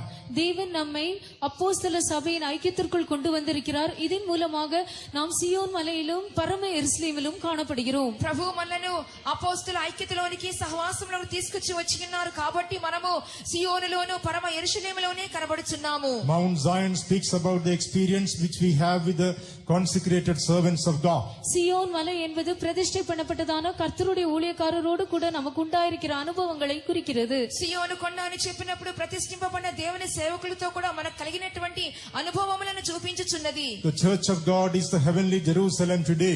இன்று தேவனுடைய சபைதான் அந்த பரம எருசலேமாய் இருக்கிறது. ఈ దినమందు దేవుని యొక్క సంఘమే పరమ యెరూషలేము అయి ఉన్నది. From this heavenly Jerusalem, the new Jerusalem is going to be caught up when Jesus comes. இந்த பரம எருசலேமில் இருந்து இயேசு வரும்போது புதிய எருசலேம் எடுத்துக்கொள்ளப்பட போகிறது. ఈ పరమ యెరూషలేములో నుండి ప్రభువైన యేసుక్రీస్తు వచ్చినప్పుడు నూతన యెరూషలేము ఎత్తబడుచున్నది. The whole of heavenly Jerusalem will not be caught up. புதிய எருசலேமின் அந்த The whole of heavenly Jerusalem will not be caught up. పరమ యెరూషలేము ఏమాత్రము ఎత్తబడదు. பரம எருசலேம் எடுத்துக்கொள்ளப்பட மாட்டாது. Only New Jerusalem will be caught up. புதிய எருசலேம் மாத்திரம்தான் எடுத்துக்கொள்ளப்படும். నూతన యెరూషలేము మాత్రమే ఎత్తబడును. The woman is not going to be caught up. அந்த ஸ்திரீ எடுத்துக்கொள்ளப்பட மாட்டாள். ఆ స్త్రీ ఎత్తుకొనబడదు. Only the man child will be caught up. ஆண் பிள்ளை மாத்திரம்தான் எடுத்துக்கொள்ளப்படும். మగ శిశువు మాత్రమే కొనిపోబడును. The whole of heavenly Jerusalem will not be caught up. பரம எருசலேமின் கூட்டம் முழுவதுமாக எடுத்துக்கொள்ளப்பட முடியாது. పరలోక యెరూషలేము అంతా కూడా ఎత్తబడదు. Only the city of New Jerusalem, prepared people will be caught up. ஆயத்தமாக்கப்பட்டதான கூட்டமாகிய அந்த புதிய எருசலேம் நகரம் மாத்திரம் தான் எடுத்துக்கொள்ளப்படும். సిద్ధపరచబడినటువంటి ఆ నూతన యెరూషలేము గుంపు మాత్రమే కొనిపోబడును. God has brought us into the experience of Jerusalem.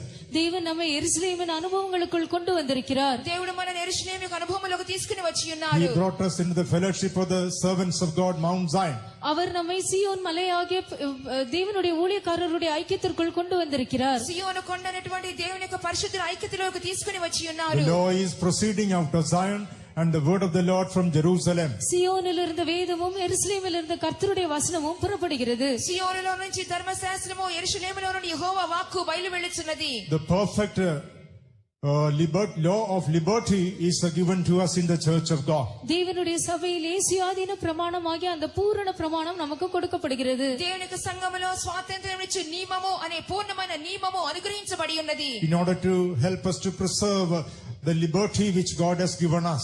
தேவன் நமக்கு தந்திருக்கிறதான அந்த சுயாதீனத்தை நாம் காத்துக்கொள்ள நமக்கு உதவி செய்யும்படியாக దేవుడు మనకు అనుగ్రహించిన స్వాతంత్ర్యమును కాపాడుకొను నిమిత్తము that we may not be getting entangled with the bondages of this world. இந்த உலகத்தின் பலவிதமான அடிமைத்தனத்திற்கு நாம் அவைகளுக்கு உட்பட்ட அடிமையாக போகாதவாறு ఈ లోకము యొక్క బంధకములలో చిక్కుకొని పోకుండా నిమిత్తము God has given us apostolic doctrines and teachings that we may be able to follow them wholeheartedly. தேவன் நமக்கு முழு மனதோடு நாம் பின்பற்றக்கூடியதான அப்போஸ்தல உபதேசங்களையும் போதகங்களையும் தந்திருக்கிறார். పూర్ణ మనసుతో వెంబడించే నిమిత్తము అపోస్తల బోధనలను ఉపదేశములను మనకు అనుగ్రహించి ఉన్నారు. That is why we need to appreciate the fellowship of the church of God. ஆகையால் தான் தேவனுடைய சபையின் ஐக்கியத்தை நாம் மெச்சிக்கொள்ள வேண்டும். అందువల్ల దేవుని యొక్క సంఘం యొక్క ఐక్యతను మనం మెచ్చుకొనవలెను. We need to appreciate the doctrines and teachings that are given to us. நமக்கு கொடுக்கப்படுகிறதான உபதேசங்கள் போதகங்கள் யாவற்றையும் நாம் மெச்சிக்கொள்ள வேண்டும். మనకు అనుగ్రహించబడినటువంటి బోధనలను ఉపదేశములను మెచ్చుకొనవలెను. Only the law that is proceeding out of Zion will lead us to perfection of the Lord Jesus Christ. சியோனிலிருந்து புறப்படுகிறதான அந்த பிரமாணம் மட்டும்தான் கர்த்தராகிய இயேசு கிறிஸ்துவின் பூரணத்திற்கு நேராக நம்மை வழி நடத்த முடியும். సియోనులో నుంచి బయలు వెలుచున్న ధర్మశాస్త్రము మాత్రమే ఆ యొక్క పూర్ణతలోనికి మనల్ని నడిపించును. These teachings and doctrines are helping us to preserve our life without getting entangled by the things of this world. இந்த உலகத்தின் பல காரியங்களிலே நாம் சிக்கிக்கொள்ளாதவாறு இந்த உபதேசங்களும் போதகங்களும் நம்மை பாதுகாக்கின்றன. ఈ లోకములోని కార్యములలో మనం చిక్కుకొని పోకుండా నిమిత్తము ఈ ఉపదేశములు బోధలు మనల్ని కాపాడును.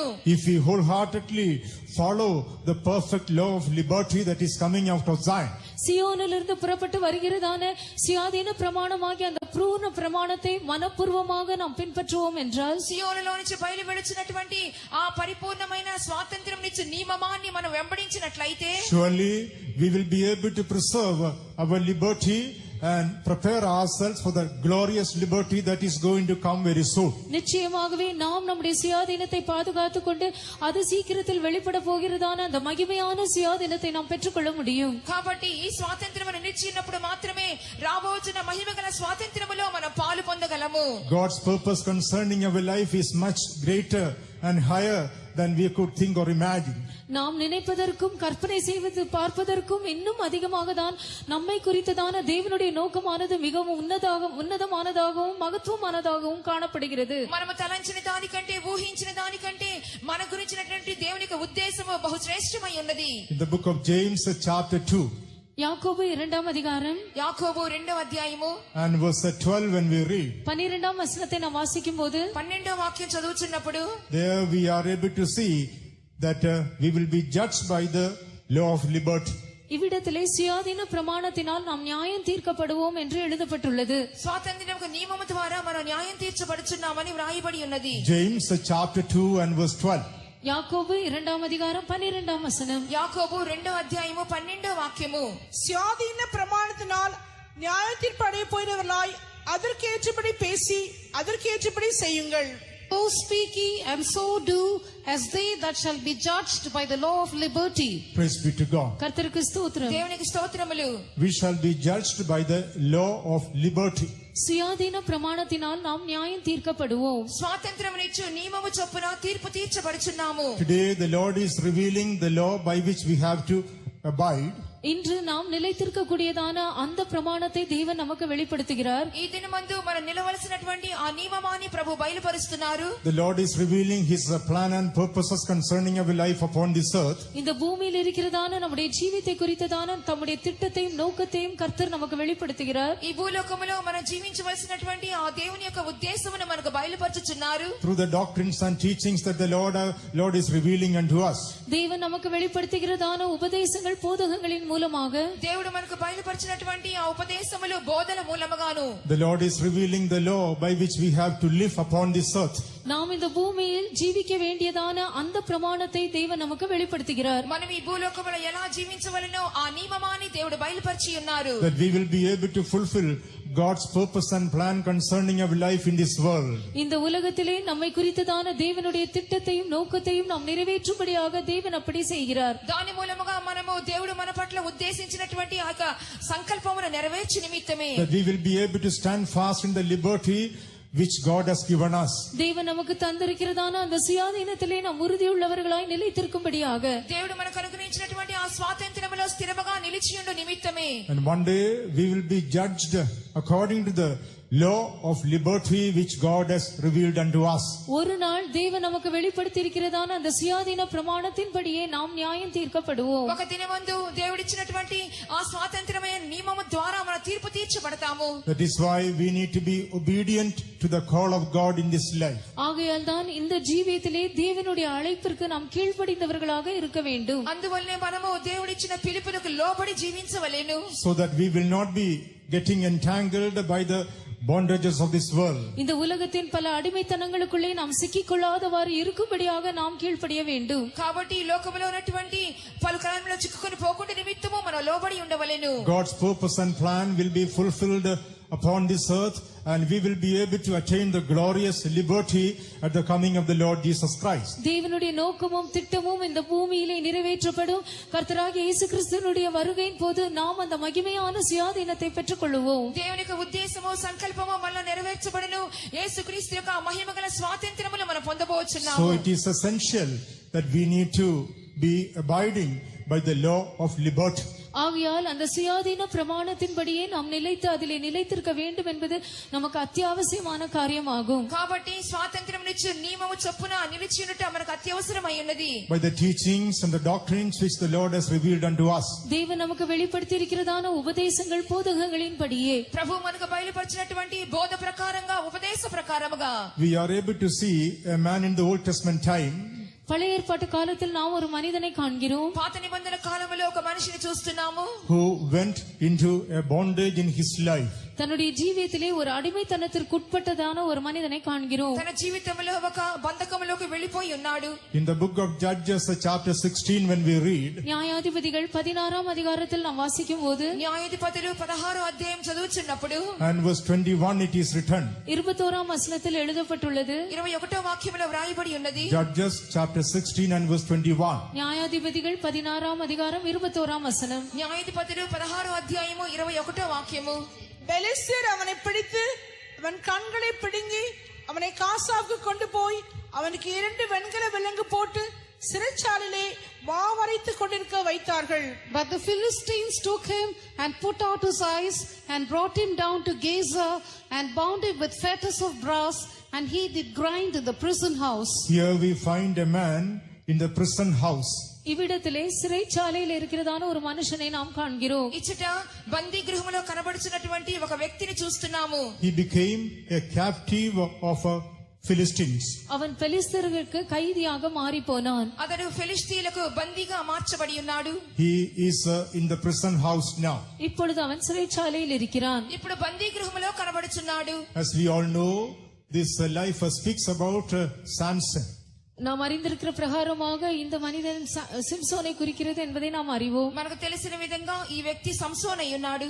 God's plan concerning him was much higher than he could think.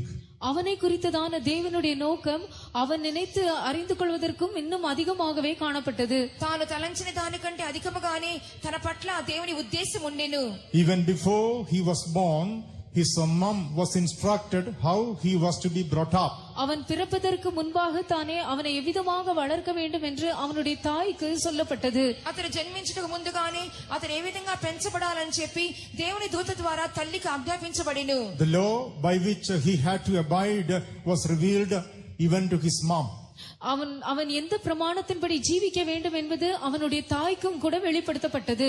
ఏ నియమ ప్రకారంగా అతను జీవించాలని చెప్పి తన తల్లికి కూడా బోధించబడెను. In the book of Judges chapter 13 and verse 5 when we read, நியாயாதிபதிகள் 13ஆம் அதிகாரம் 5ஆம் வசனத்தில் நாம் வாசிக்கும் போது న్యాయాధిపతుల పుస్తకము 13వ అధ్యాయము 5వ వాక్యం చదువుచున్నప్పుడు, for lo thou shalt conceive and bear a son. இதோ நீ கற்பம் தரித்து ஒரு குமாரனை பெறுவாய். నీవు గర్భవతివై కుమారుని కందువు. And no razor shall come upon his head. அவன் தலையின் மேல் சவரகன் கத்தி படலாகாது. అతని తల మీద మంగళ కత్తి For వేయకూడదు. the child shall be a Nazarite unto God from the womb. அந்த பிள்ளை பிறந்தது முதல் கற்பத்திலிருந்தே தேவனுக்கு என்று நசரேயனாய் இருப்பான். ఆ బిడ్డ పుట్టినది మొదలుకొని దేవునికి నాజీరు చేయబడెను. And he shall begin to deliver Israel out of the hand of the Philistines. அவன் இஸ்ரவேலை பெலிஸ்தரின் கைக்கு நீங்களாக்கி ரட்சிக்க தொடங்குவான். ఫిలిష్తీయుల చేతిలో నుండి ఇశ్రాయేలు ప్రజలను రక్షించును. The plan of God concerning this man was revealed even before he was born to his mom. இந்த மனிதனை குறித்ததான தேவனுடைய திட்டம் அவன் பிறப்பதற்கு முன்பாக தானே அவனுடைய தாய்க்கும் வெளிப்படுத்தப்பட்டது. తల్లి గర్భంలో నుండి పుట్టినది మొదలుకొని దేవునికి ఉద్దేశము ముందుగానే అతని గురించి బయలుపరచబడెను. He was to deliver the children of Israel from the hands of Philistines. அவன் இஸ்ரவேல் புத்திரரை பெலிஸ்தரின் கைக்கு நீங்களாக்கி ரட்சிக்க வேண்டியதாய் இருந்தது. ఫిలిష్తీయుల చేతిలో నుండి ఇశ్రాయేలు ప్రజలను విడిపించవలెను. But we find that he became a captive to Philistines. ஆனால் அவனோ பெலிஸ்தருக்கே சிறை கைதியாக மாறி போனான் என்றுதான் நாம் பார்க்கிறோம். కానీ అతడే ఆ ఫిలిష్తీయులకు ఖైదీగా మార్చబడెను. When we read chapter 16 and verse 22, 16ஆம் அதிகாரம் 22ஆம் வசனத்தில் நாம் வாசிக்கும் போது 16వ అధ్యాయము 22వ వాక్యం చదువుచున్నప్పుడు, Judges chapter 16 and verse 22. நியாயாதிபதிகள் 16ஆம் அதிகாரம் 22ஆம் வசனம். న్యాయాధిపతులు 16వ అధ్యాయము 22వ వాక్యము, அவன் தலைமையில் சிரைக்கப்பட்ட பின்பு திரும்பவும் முளைக்க தொடங்கிற்று. Howbeit the hair of his head began to grow again after he was shaven. Here we find that his hair began to grow again. இங்கே அவனுடைய தலைமயிர் மறுபடியும் முளைக்க தொடங்கிற்று என்று நாம் பார்க்கிறோம். అతని తల వెంట్రుకలు మరలా మొలుచుటకు ప్రారంభించెను అని చదువుచున్నాము. The reason why his head was shaven off and he lost the 7 locks of hairs he had. தன்னுடைய தலைமயிர் சிரைக்கப்பட்டு அவனுக்கு இருந்ததான அந்த 7 ஜடைகளையும் அவன் இழந்து போனதின் காரணம் అతని యొక్క తల యొక్క 7 యొక్క జడలు క్షౌరము చేయబడిన తర్వాత Thereby he lost his strength that he had. இதன் மூலமாக தனக்கு உண்டாயிருந்த பலத்தை அவன் இழந்து போனான். తనకున్నటువంటి బలమంతటిని పోగొట్టుకొనెను. He was a mighty man because he had 7 locks of hairs on his head. தன்னுடைய தலையிலே அவனுக்கு 7 ஜடைகள் உண்டாயிருந்தபடியினால் அவன் மிகவும் பராக்கிரமசாலியாய் இருந்தான். తన శిరస్సునందు 7 జడలు కనబడినందువలన పరాక్రమశాలిగా కనబడెను. Thereby he was able to overcome any enemy which came against him. இதன் மூலமாக தனக்கு விரோதமாய் வந்ததான எவ்விதமான சத்ருவானாலும் அவர்களை அவன் மேற்கொள்ள முடிந்தது. దీని మూలముగా అతనికి విరోధంగా వస్తున్నటువంటి ఏ శత్రువునైనా జయించగలిగి ఉండెను. The plan of God concerning his life was to deliver children of Israel from the hand of Philistines. இஸ்ரவேல் புத்திரரை பெலிஸ்தரின் கைக்கு நீங்களாக்கி ரட்சிப்பதே அவனை குறித்து அவனுடைய ஜீவித்தை குறித்ததான தேவனுடைய திட்டமாய் இருந்தது. ఇశ్రాయేలు ప్రజలను ఫిలిష్తీయుల చేతి నుండి విడిపించుటయే దేవుని యొక్క ఉద్దేశమై ఉండెను. But he himself became a captive of Philistines. ஆனால் அவன் தானே பெலிஸ்தருக்கு கைதியாக மாறிவிட்டான். ఆయనను తానే ఫిలిష్తీయులకు బందీగా మార్చబడెను. In chapter 16 and verse 30 it is written, 16 அதிகாரம் 30 வசனத்தில் எழுதப்பட்டுள்ளது. 16 అధ్యాయము 30వ వాక్యములో రాయబడి ఉన్నది. there we are able to see the end of his life. இவ்விடத்திலே இந்த ஜீவியத்தின் முடிவை நாம் காண முடிகிறது. ఆ స్థలమందు తన జీవితం యొక్క ముగింపును చూస్తున్నాము. Samson says, let me die with the Philistines. என் ஜீவன் பெலிஸ்தரோடே கூட மடிய கடவுது என்று சிம்சோன் சொல்லுகிறான். నేనును ఫిలిష్తీయులను చనిపోవుదము అని చెప్పుచున్నాడు. Chapter 16 of Judges and verse 30. நியாயாதிபதிகள் 16 அதிகாரம் 30 வசனம். న్యాయాధిపతులు 16వ అధ్యాయము 30వ వాక్యం. என் ஜீவன் பெலிஸ்தரோடே கூட மடிய கடவுது என்று சொல்லி பலமாய் சாய்க்க அந்த வீடு அதில் இந்த பிரபுக்கள் மேலும் எல்லா ஜனங்கள் மேலும் விழுந்தது. இவ்விதமாய் அவன் உயிரோடு இருக்கையில் அவனால் கொல்லப்பட்டவர்களை பார்க்கிலும் அவன் சாகும்போது அவனால் கொல்லப்பட்டவர்கள் அதிகமாய் இருந்தார்கள். And Samson said, let me die with the Philistines. And he bowed himself with all his might, and the house fell upon the lords and upon all the people that were therein. So the dead which he slew at his death were more than they which he slew in his life. Here we find that Samson was dying with the Philistines. இவ்விடத்திலே சிம்சோன் பெலிஸ்தரோடு கூட மரித்து போவதை நாம் பார்க்கிறோம். ఈ స్థలమందు సంసోను ఫిలిష్తీయులతో కూడా చనిపోవచ్చున్నట్లుగా చూస్తున్నాం. God's plan concerning his life was that he should deliver children of Israel from the Philistines and live for the glory of God. இஸ்ரவேல் புத்திரரை பெலிஸ்தரின் கைக்கு நீங்களாக்கி ரட்சித்து அவன் தேவனுடைய மகிமைக்காகவே ஜீவிக்க வேண்டும் என்பதுதான் அவனுடைய ஜீவியத்தை குறித்த தேவனுடைய திட்டமாய் இருந்தது. దేవుని యొక్క ఉద్దేశం అయితే ఇశ్రాయేలు ప్రజలను ఫిలిష్తీయుల చేతి నుండి విడిపించి దేవుని నామ మహిమార్థమై జీవించాలని దేనిది. But because he didn't abide by the law that was revealed to him, ஆனால் தனக்கு வெளிப்படுத்தப்பட்டதான அந்த பிரமாணத்தின்படி அவன் ஜீவியாமல் போனபடியினால் ఆయనను తనకు బయలుపరచబడినటువంటి ఆ నియమ ప్రకారంగా జీవించనందువలన he became a captive to the Philistines. அவன் பெலிஸ்தருக்கு கைதியாக மாறினான். అతడు ఫిలిష్తీయులకు బందీగా మార్చబడెను. And he died along with them. அவர்களோடு கூட சேர்ந்து இவனும் மடிந்து போனான். అతడు వారితో కలిసి చనిపోయెను. St. Paul says that we should not become a castaway after preaching to others. மற்றவர்களுக்கு பிரசங்கித்த பின்பு நாம் ஆகாதவர்கள் என்று தள்ளப்படக்கூடாது என்று பரிசுத்த பவுல் கூறுகிறார். ఇతరులకు ప్రకటించిన తర్వాత నేనే భ్రష్టుడనైపోదునేమో అని చెప్పి పరిశుద్ధుడైన పౌలు చెప్పుచున్నాడు. Therefore he says, I keep my body under subjection. ஆகையால் நான் என் சரீரத்தை ஒடுக்கி கீழ்ப்படுத்துகிறேன் என்று அவர் கூறுகிறார். కావున నా శరీరములను నలగొట్టుకొని లోబర్చుకొనుచున్నానని చెప్పుచున్నాడు. He did not become a captive to his body. அவன் தன்னுடைய சரீரத்திற்கு ஒரு அடிமையாக கைதியாக மாறி போகவில்லை. అతడు తన శరీరమునకు ఒక ఖైదీగా మార్చబడలేదు. He did not become a captive to his physical desires. தன்னுடைய சரீர பிரகாரமான ஆசை இச்சைகளுக்கு அவன் கைதியாக மாறிவிடவில்லை. తన యొక్క శరీరముకు సంబంధించిన ఆశేచ్ఛలకు ఖైదీగా మార్చబడలేదు. Samson, he became a captive to his fleshly desires. ஆனால் சிம்சனோ தன்னுடைய மாம்சீக இச்சைகளுக்கெல்லாம் அவன் ஒரு அடிமையாக கைதியாக மாறி போனான். అయితే సంసోను తన శరీరేచ్ఛలకు ఒక బందీగా ఖైదీగా మార్చబడెను. Thereby he could not abide by the law that was revealed unto him. இதன் மூலமாக தனக்கு வெளிப்படுத்தப்பட்டதான அந்த பிரமாணத்தின்படி அவனால் ஜீவிக்க கூடாமற் போனது. దీని మూలముగా తనకు బయలుపరచబడినటువంటి ఆ నియమ ప్రకారంగా జీవించలేకపోయెను. No razor should pass upon his head. எந்த சவரகன் கத்தியும் அவன் தலையின் மேல் படலாகாது. ఎటువంటి మంగళ కత్తి తన తల మీదకి రాకూడదు. Hairs should grow and become locks. அந்த மயிர் வளர்ந்து அது ஜடையாக மாற வேண்டும். తల వెంట్రుకలు ఎదిగి జడలుగా మార్చబడవలెను. This speaks about the life of consecration in the spiritual life that we have to maintain in the New Testament time. புதிய ஏற்பாட்டு காலத்தில் நம்முடைய ஆவிக்குரிய ஜீவியத்தில் நாம் நமக்குள்ளே பாதுகாத்துக் கொள்ள வேண்டியதான பிரதிஷ்டையின் ஜீவியத்தை இது குறிக்கிறது. ఈ యొక్క నూతన నిబంధనలో మన ఆత్మీయ జీవితంలో మనం కాపాడుకోవలసినటువంటి ప్రతిష్ఠ జీవితాన్ని చూపిస్తూ ఉన్నది. If we are to be strong in our inner man, நம்முடைய உள்ளான மனுஷனிலே நாம் பலமுள்ளவர்களாய் இருக்க வேண்டும் என்றால் మన అంతరంగ పురుషుని యందు మనం బలమగల వారిగా ఉండవలనంటే we should be faithful to the truth of consecration which God has revealed unto us. தேவன் நமக்கு வெளிப்படுத்தி இருக்கிறதான அந்த பிரதிஷ்டையின் சத்தியத்திற்கு நாம் உண்மையுள்ளவர்களாய் இருக்க வேண்டும். దేవుడు మనకు బయలుపరిచినటువంటి ఆ ప్రతిష్ఠ సత్యమునకు నమ్మకస్తులముగా జీవించవలెను. Samson had 7 locks on his head. சிம்சோனுக்கு அவனுடைய தலையில் 7 ஜடைகள் உண்டாயிருந்தன. సంసోనుకు అతని తల మీద 7 జడలు కనబడుచున్నవి. Number 7 signifies the experience of perfection that we have to attain. 7 என்கிறதான அந்த எண் நாம் அடைந்து கொள்ள வேண்டியதான அந்த பூரணத்தை அது குறிக்கிறது. 7 అనే సంఖ్య మనం పొందవలసినటువంటి ఆ సంపూర్ణతకు సాదృశ్యమై ఉన్నది. In this New Testament time, we have been called to attain the perfection of the Lord Jesus Christ. இந்த புதிய ஏற்பாட்டின் காலத்தில் கர்த்தராகிய இயேசு கிறிஸ்துவின் பூரணத்தை அடைந்து கொள்ளும்படியாகவே நாம் அழைக்கப்பட்டிருக்கிறோம். ఈ యొక్క నూతన నిబంధనలో ప్రభువైన యేసుక్రీస్తు యొక్క ఆ సంపూర్ణత పొందుటకే పిలువబడి ఉన్నాము. God saved us and filled us with the Holy Spirit and brought us into the apostolic ministry that we may attain the very perfection of the law.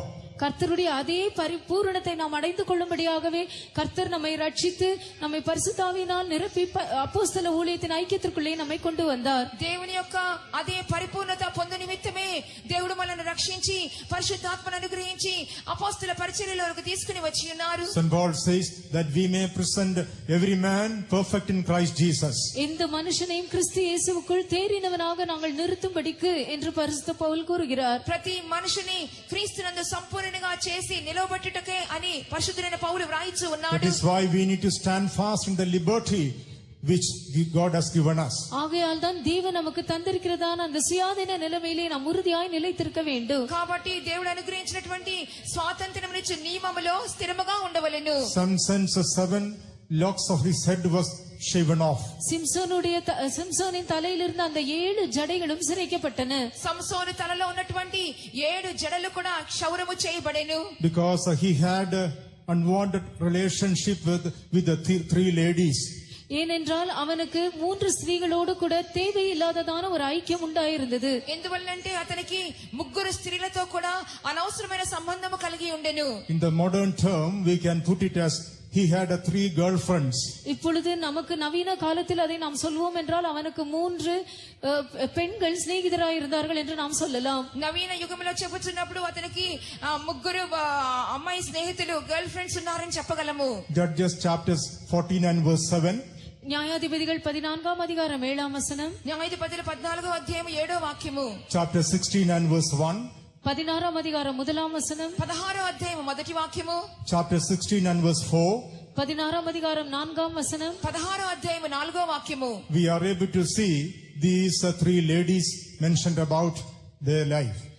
இந்த 3 வசனங்களிலேயும் இந்த 3 ஸ்திரீகளுடைய ஜீவித்தை குறித்து சொல்லப்பட்டிருப்பதை பார்க்கிறோம். ఈ 3 వాక్యములలో ఈ 3 స్త్రీల యొక్క జీవితాల గురించి వ్రాయబడి ఉన్నది. And the third one was the total defeat of his life.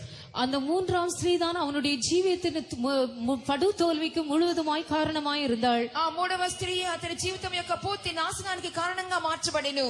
Anything that is not promoting our holy life, we don't encourage in our church for the young people.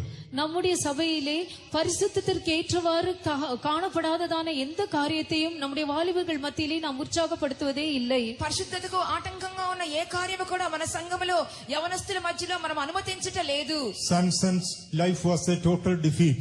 சிம்சோனுடைய வாழ்க்கை ஒரு படு தோல்வியாக முடிந்தது. సంసోను యొక్క జీవితము పూర్తి పరాజయమై ఉన్నది. He became a captive of the lust of flesh.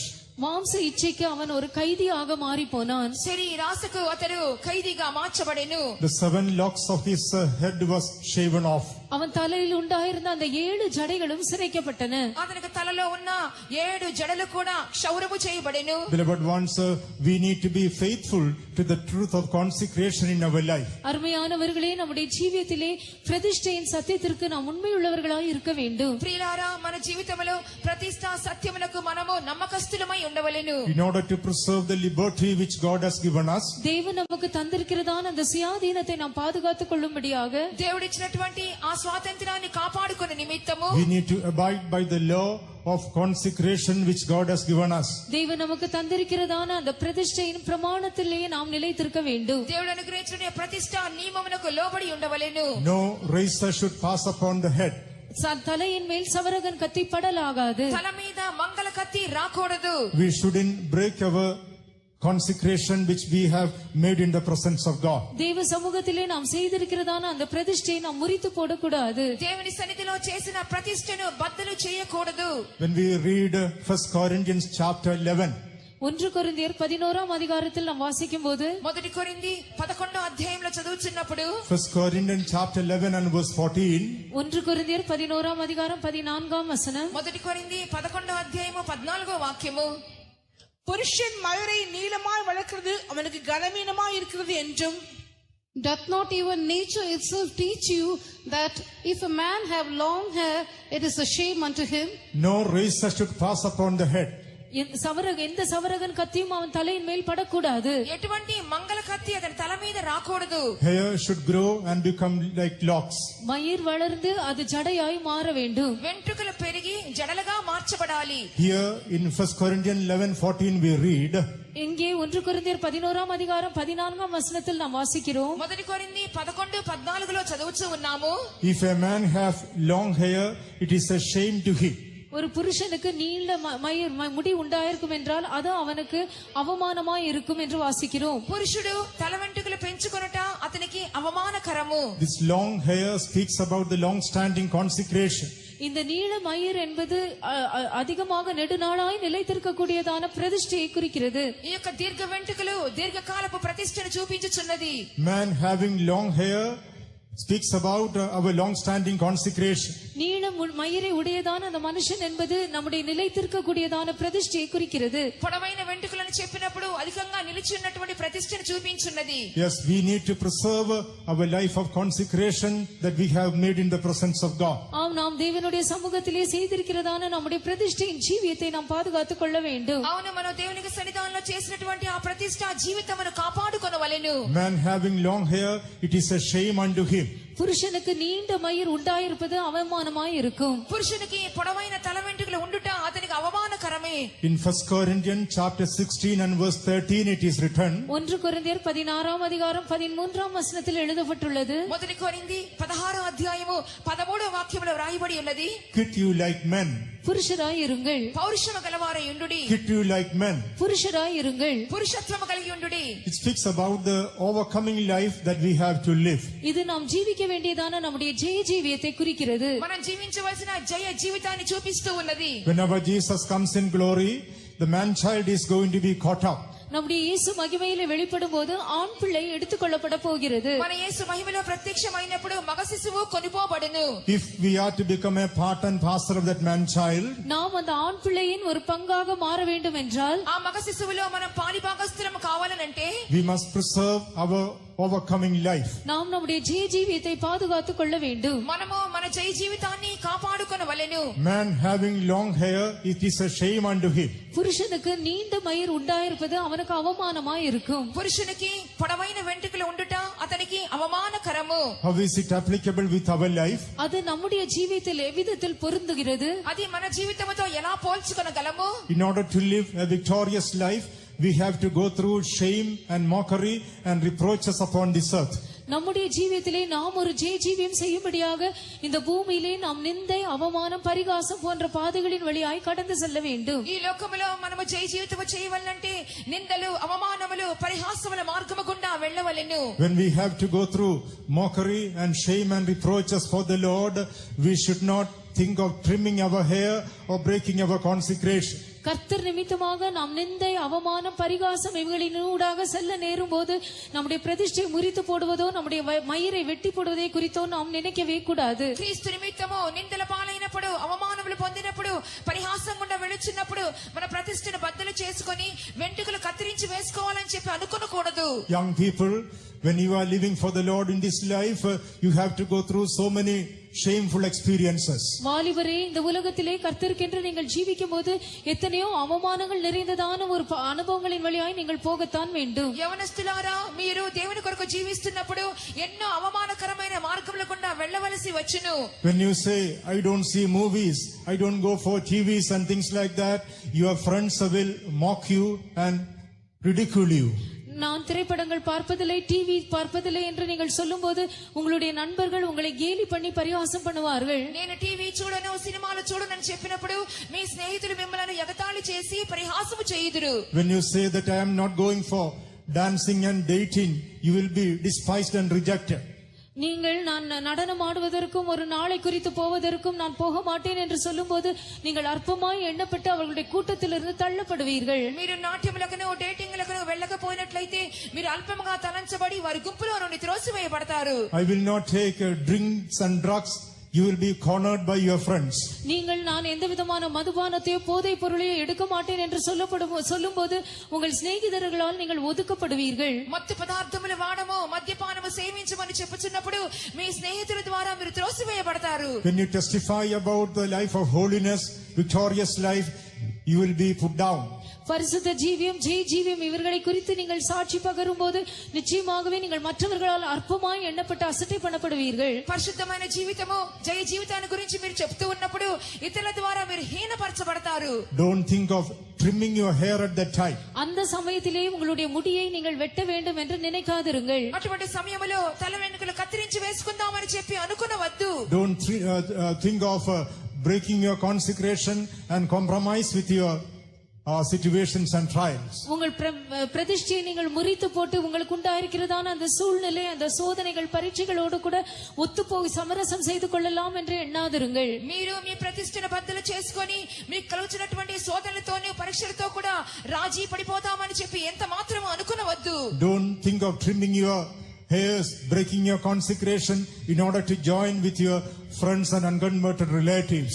உங்களுடைய நண்பர்கள் மனம் திரும்பாததான உற்றார்களோடு சேர்ந்து கொள்ளும்படியாக உங்களுடைய முடியை நீங்கள் வெட்டி உங்கள் பிரதிஷ்டையை முறித்து போடுவதை குறித்து நினைக்காதிருங்கள். మీ స్నేహితులతో కూడా రక్షణ లేనటువంటి మీ యొక్క బంధువులతో కూడా కలిసిపోవు నిమిత్తము మీ ప్రతిష్టను బద్దలు చేసుకుందామని, వెంట్రుకలు కత్తిరించుకుందామని ఎంత మాత్రము తలంచవద్దు. In the book of Hebrews chapter 13, when we read, எபிரேயர் 13ஆம் அதிகாரத்தில் நாம் வாசிக்கும் போது, హెబ్రీ 13వ అధ్యాయం చదువుచున్నప్పుడు Hebrews 13:13, what do we read? எபிரேயர் 13ஆம் அதிகாரம் 13ஆம் வசனத்தில் என்ன வாசிக்கிறோம்? హెబ్రీ 13వ అధ్యాయము 13వ వాక్యంలో ఏం చూస్తున్నాము? Let us go forth therefore unto him without the camp, bearing his reproach.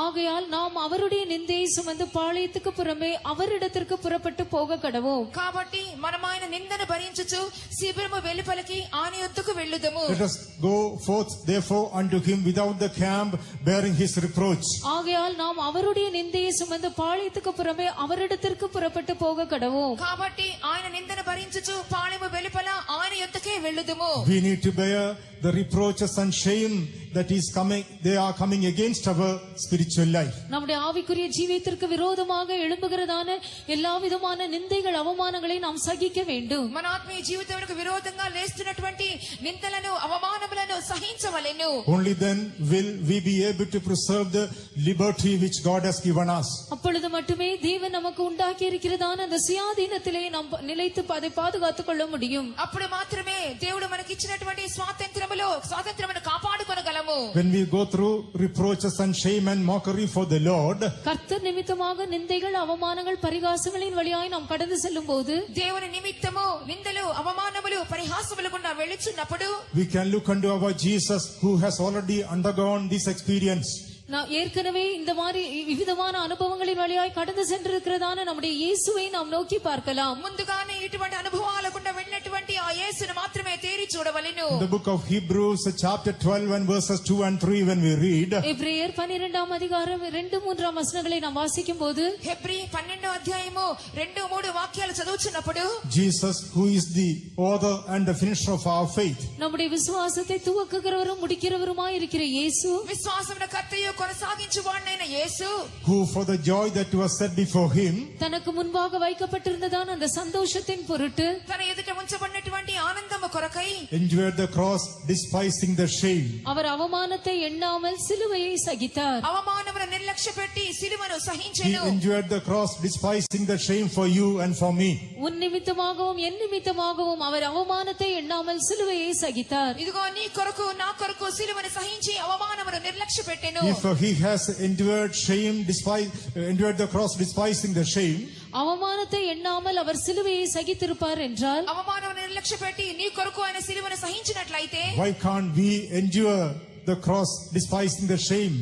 நாமும் கூட ஏன் அவமானத்தை எண்ணாமல் சிலுவையை சகிக்க கூடாது? మనము కూడా ఎందుకు అవమానమును నిర్లక్ష్యపెట్టి సిలువను The సహించకూడదు? mockery and the shameful experiences that we have to go through, we must be enduring joyfully in our life. நாம் நம்முடைய ஜீவியத்தில் கடந்து செல்ல வேண்டியதான அந்த பரிகாசம், நிந்தை, அவமானங்களின் பாதைகளை நம்முடைய ஜீவியத்திலே மகிழ்ச்சியோட நாம் சகிக்க வேண்டும். మన జీవితంలో ఎదుర్కొన్నటువంటి నిందలను, అవమానములను, పరిహాసములను సంతోషముతో సహించవలెను. If not, we will not be able to stand fast in the liberty which God has given us. அப்படி இல்லாதிருந்தால் தேவன் நமக்கு தந்திருக்கிறதான அந்த சுயாதீனத்திலே நாம் உறுதியாய் நிலைத்திருக்க முடியாது. ఆ విధంగా లేనట్లయితే ప్రభు ఇచ్చినటువంటి స్వాతంత్ర్యములో స్థిరముగా నిలిచి ఉండలేము. Jesus underwent through shame and mockery on our behalf. இயேசு நமது நிமித்தமாக நிந்தை, பரிகாசம் இவைகளின் வழியாய் கடந்து சென்றார். యేసు మన కొరకు అవమానము, పరిహాసముల గుండా వెళ్లి ఉన్నారు. So let us be willing to go through reproaches and shame on behalf of our Jesus. ஆகையால் நம்முடைய இயேசுவின் நிமித்தமாக நாமும் கூட நிந்தை, அவமானம் இவைகளின் வழியாய் கடந்து செல்ல மனப்பூர்வம் உள்ளவர்களாய் இருப்போமாக. మనం కూడా మన యేసు నిమిత్తము నిందలను, అవమానములను సహించుటకు మనపూర్వకం గలవారమై By ఉండెదము. preserving our life of consecration, we will be able to keep our liberty which God has given us. நம்முடைய பிரதிஷ்டையின் ஜீவியத்தை நாம் பாதுகாத்துக் கொள்வதன் மூலமாக தேவன் நமக்கு தந்திருக்கிறதான சுயாதீனத்தை நாம் பாதுகாத்துக் கொள்ள முடியும். మన ప్రతిష్ఠా జీవితాన్ని కాపాడుకొనుట మూలముగా దేవుడిచ్చిన స్వాతంత్రాన్ని మనం కాపాడుకొనగలము. Man having a long hair, it is a shame unto him. மனுஷனுக்கு நீண்ட மயிர் உண்டாயிருப்பது அவமானமாய் இருக்கும். మనుషులకి పొడవైన వెంట్రుకలు ఉండుట అవమానకరమై ఉన్నది. In order to live this victorious life, we have to go through shame, reproaches and mockery in our spiritual journey. இந்த ஜெய ஜீவியத்தை நாம் செய்யும்படியாக நம்முடைய ஆவிக்குரிய பிரமாணத்திலே நாம் நிந்தை, அவமானம், பரிகாசங்களின் வழியாய் கடந்து செல்லத்தான் வேண்டும். మనము జయ జీవితము చేయ నిమిత్తము ఈ ఆత్మీయ ప్రయాణములో నిందలను, అవమానములను, పరిహాసములను సహించవలెను. Further, when we read 1 Corinthians chapter 11 and verse 15, மேலும் 1 கொரிந்தியர் 11ஆம் அதிகாரம் 15ஆம் வசனத்தை நாம் வாசிக்கும் போது, ఇంకను మొదటి కొరింథీ 11వ అధ్యాయము 15వ వాక్యం చూస్తున్నప్పుడు, நடக்கிறது அவளுக்கு மகிமையாய் இருக்கிறது என்றும் சுபாவமே உங்களுக்கு போதிக்கிறது இல்லையா? But if a woman have long hair, it is a glory to her, for her hair is given her for a covering. a woman having long hair, it is a glory to her. ஒரு ஸ்திரீக்கு நீண்ட மயிர் உண்டாயிருக்கும் என்றால் அது அவளுக்கு மகிமையாய் இருக்கும். ఒక స్త్రీకి తల వెంట్రుకలు పొడవుగా ఉంటే అది ఆమెకు ఘనత, మహిమ. Long standing consecration, it is a glory to our life. நீடித்து நிலைத்திருக்கக்கூடியதான பிரதிஷ்டை நம்முடைய ஜீவியத்திற்கு மகிமையாய் இருக்கிறது. ఈ పొడవైనటువంటి దీర్ఘకాల ప్రతిష్ట మన జీవితములకు మహిమై ఉన్నది. Don't allow razor to pass upon the head.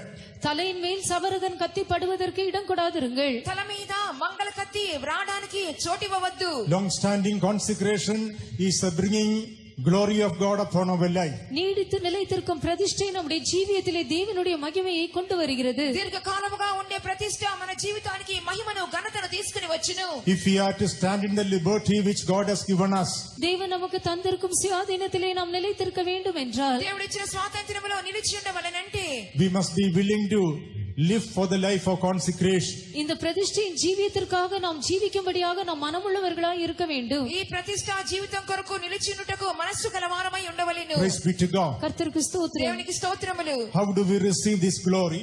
இந்த மகிமையை நாம் எவ்விதமாய் பெற்றுக்கொள்கிறோம்? ఈ మహిమను ఎలా పొందుచున్నాము? By going through various sufferings in our life, we will be able to obtain the glory of God. நம்முடைய ஜீவியத்திலே பலவிதமான பாடுகளின் வழியாக நாம் கடந்து செல்வதன் மூலமாக நாம் தேவனுடைய மகிமையை பெற்றுக்கொள்ள முடியும். మన జీవితంలో అనేక రకములైన శ్రమల గుండా వెళుచున్నప్పుడు ఈ మహిమను పొందుచున్నాము. In 2 Corinthians chapter 4 when we read, 2 கொரிந்தியர் 4ஆம் அதிகாரத்தில் நாம் வாசிக்கும் போது 2 కొరింథీ 4వ అధ్యాయం చదువుచున్నప్పుడు in verse 17 what does St. Paul say? 17ஆம் வசனத்தில் பரிசுத்த பவுல் என்ன கூறுகிறார்? 17వ వాక్యంలో పరిశుద్ధుడైన పౌలు ఏం చెప్పుచున్నాడు?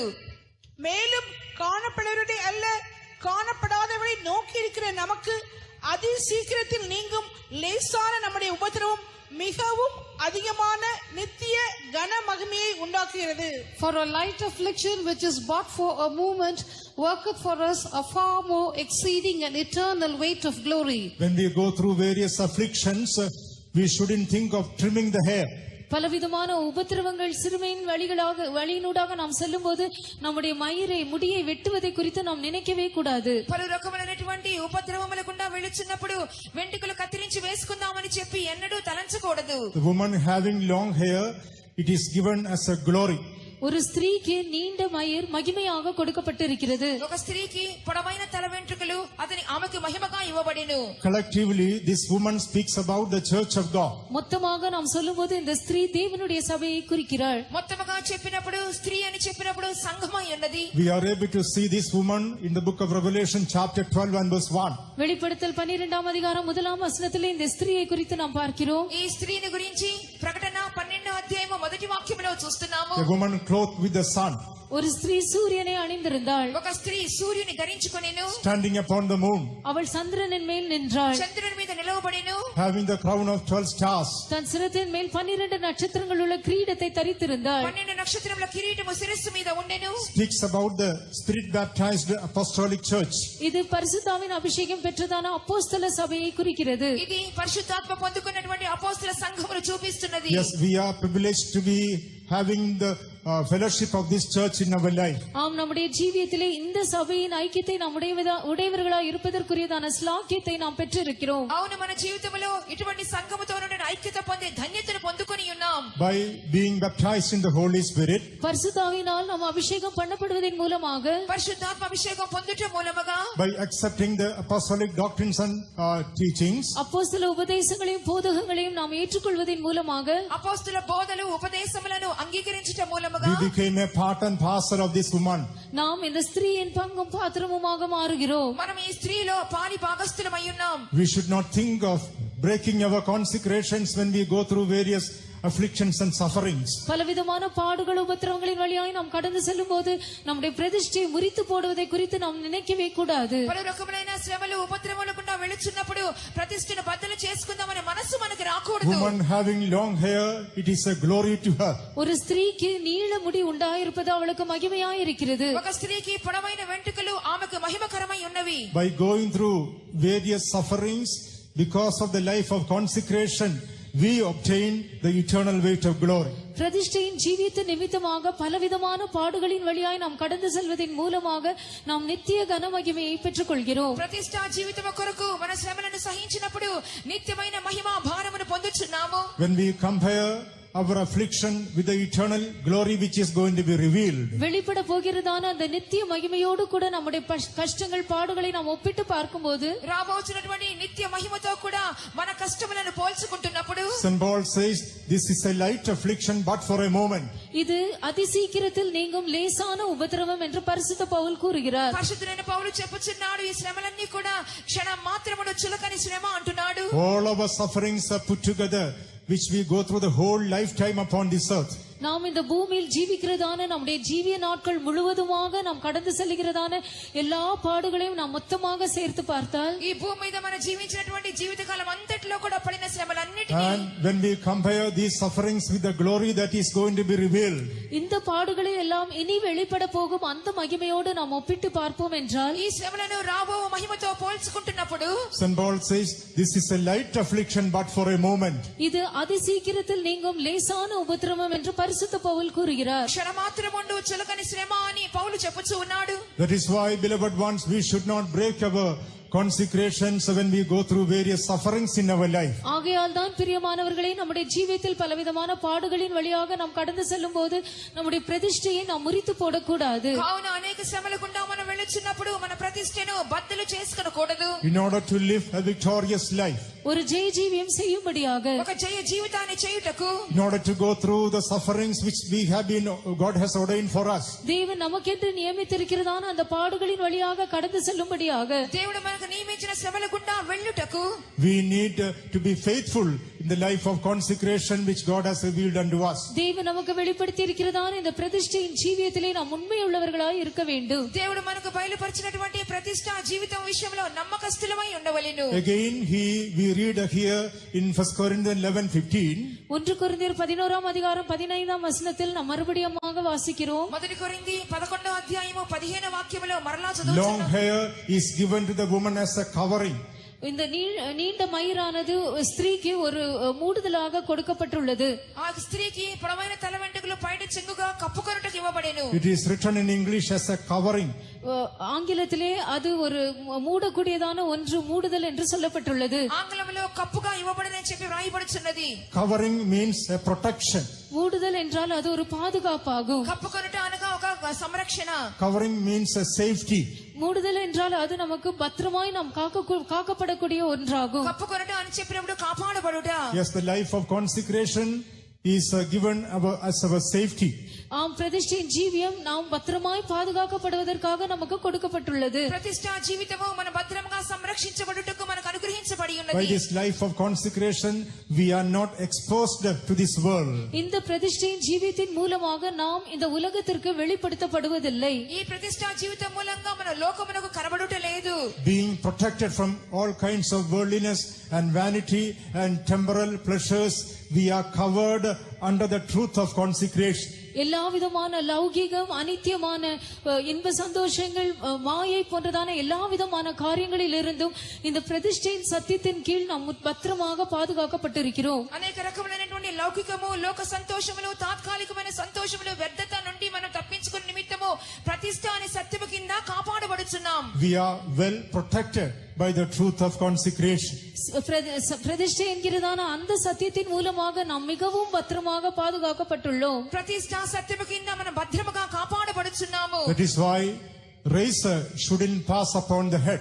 ஆகையால் தான் சவரகன் கத்தி தலையிலே படக்கூடாது. అందువల్లనే మంగళ కత్తి తల మీదకి రాకూడదు. That is the strength of our inner man. அதுவே நம்முடைய உள்ளான மனுஷனின் பலனாகும். అదే మన అంతరంగ పురుషుని యొక్క బలమై ఉన్నది. Further, when we read in Song of Solomon chapter 5, மேலும் உன்னத பாட்டு 5ஆம் அதிகாரத்தில் நாம் வாசிக்கும் போது, ఇంకను పరమగీతము 5వ అధ్యాయం చదువుచున్నప్పుడు, Song of Solomon chapter 5 and verse 2, it is written, உன்னத பாட்டு 5ஆம் அதிகாரம் 2ஆம் வசனத்தில் எழுதப்பட்டுள்ளது. పరమగీతము 5వ అధ్యాయము 2వ వాక్యములో వ్రాయబడి ఉన్నది. My head is filled with dew and my locks with the drops of the night.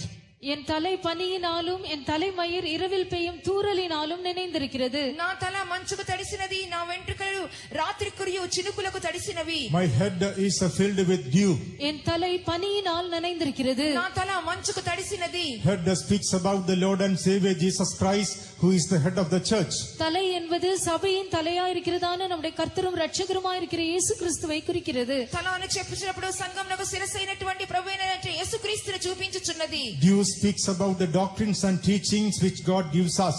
இரவில் பெய்யும் தூறல் என்பது நம் தேவன் நமக்கு தருகிறதான உபதேசங்கள், போதகங்களை குறிக்கிறது. మంచు అని చెప్పినప్పుడు దేవుడిచ్చినటువంటి ఉపదేశములు బోధలై ఉన్నవి. Jesus is full of truth.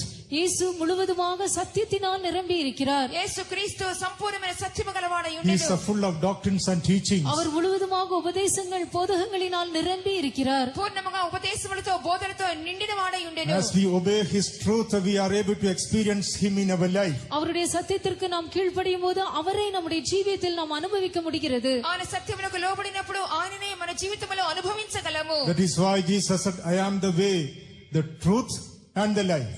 ஆகையால் தான் இயேசு நானே வழியும் சத்தியமும் ஜீவனுமாயிருக்கிறேன் என்று கூறுகிறார். అందువల్ల యేసు చెప్పుచున్నారు, నేనే మార్గమును సత్యమును జీవమునై ఉన్నాను. Only when we obey His truth, we will be able to experience Him in our life. அவருடைய சத்தியத்திற்கு நாம் கீழ்ப்படியும் போது மட்டும்தான் அவரை நம்முடைய ஜீவியத்தில் நாம் அனுபவிக்க முடியும். ఆయన సత్యమునకు లోబడినప్పుడు మాత్రమే ఆయనను మన జీవితములో అనుభవించగలము. My head is filled with dew, என் தலை பனியினால் நனைந்திருக்கிறது. నా తల మంచుతో నిండి ఉన్నది. and my locks are with the drops of the night. என் தலைமயிர் இரவில் பெய்யும் தூறலினால் நனைந்திருக்கிறது. నా వెంట్రుకలు రాత్రి కురియు చినుకులతో నిండి ఉన్నది. These drops speak about the revelations which we need to take from the word of God about the Lord Jesus Christ. இந்த பனித்தூறல் என்பது கர்த்தராகிய இயேசு கிறிஸ்துவை குறித்து நாம் கர்த்தருடைய வசனத்திலிருந்து பெற்றுக்கொள்ள வேண்டியதான வெளிப்படுத்தல்களை குறிக்கிறது. ఈ చినుకులను చెప్పినప్పుడు ప్రభువైన యేసుక్రీస్తును గురించి దేవుని వాక్యములోని ప్రకటనలను బయలుపరచుచున్నది. We need to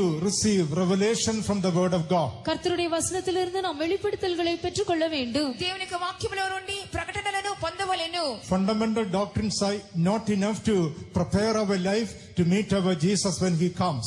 நம்முடைய இயேசு வரும்போது அவரை நாம் சந்திப்பதற்கு வெறும் அடிப்படையான அஸ்திபாரமான அந்த உபதேசங்கள் மாத்திரம் போதாது. మన యేసు ప్రత్యక్షమైనప్పుడు మనం కొనిపోబడవలనంటే పునాది ఉపదేశములు పనికిరావు. If you don't have revelations from the word of God, கர்த்தருடைய வசனத்திலிருந்து உங்களுக்கு வெளிப்படுத்தல்கள் இல்லை என்றால், దేవుని వాక్యములోని ప్రకటనలు మీకు లేనట్లయితే, if you are having only fundamental doctrines, வெறும் அடிப்படையான உபதேசங்களை மாத்திரம் நீங்கள் வைத்திருப்பீர்கள் என்றால், పునాది ఉపదేశాలు మాత్రమే కలిగి ఉంటే, we cannot become the bride of Christ. நாம் கிறிஸ்துவின் மணவாட்டியாக மாற முடியாது. క్రీస్తు యొక్క పెండ్లి కుమార్తెగా మార్చబడలేము. If the servants of God are preaching every Sunday only the fundamental doctrine, கர்த்தருடைய ஊழியக்காரர் ஒவ்வொரு ஞாயிற்றுக்கிழமையும் வெறும் அடிப்படையான உபதேசங்களை மாத்திரம் உங்களுக்கு போதித்தால், దేవుని యొక్క సేవకులు ప్రతి ఆదివారము పునాది ఉపదేశాలు మాత్రమే మీకు the బోధిస్తే, church of God cannot be prepared for the coming of the Lord. கர்த்தருடைய சபையானது கர்த்தருடைய வருகைக்கு என்று ஆயத்தப்பட முடியாது. దేవుని యొక్క సంఘము దేవుని రాకడకు సిద్ధపడలేదు. It will become only preaching the dry bones. அது வெறும்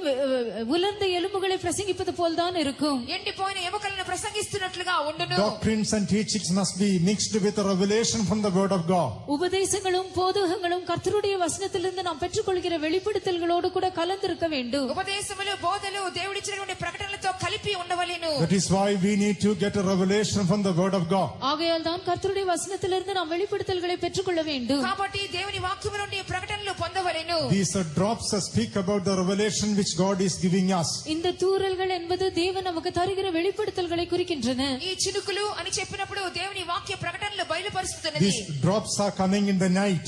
இந்த தூறல்கள் இரவில் தான் பெய்கிறது. ఈ చినుకులు రాత్రి కురియుచున్నవి. Night speaks about the trials and temptations that we go through. இரவு என்பது நாம் கடந்து செல்கிறதான சோதனைகள் பரீட்சைகளை குறிக்கிறது. రాత్రి అని చెప్పుచున్నప్పుడు మనం వెళుచున్నటువంటి శోధనలు పరీక్షలై ఉన్నవి. If a person is standing in the night, nobody will be able to see him. ஒரு மனுஷன் ராத்திரியிலே நின்று கொண்டிருப்பான் என்றால் வேறொருவரும் அவனை காண முடியாது. రాత్రి కాలమందు ఒక మనిషి నిలబడితే ఎవ్వరూ చూడలేరు. When we go through certain trials in our life, others will not be able to understand us.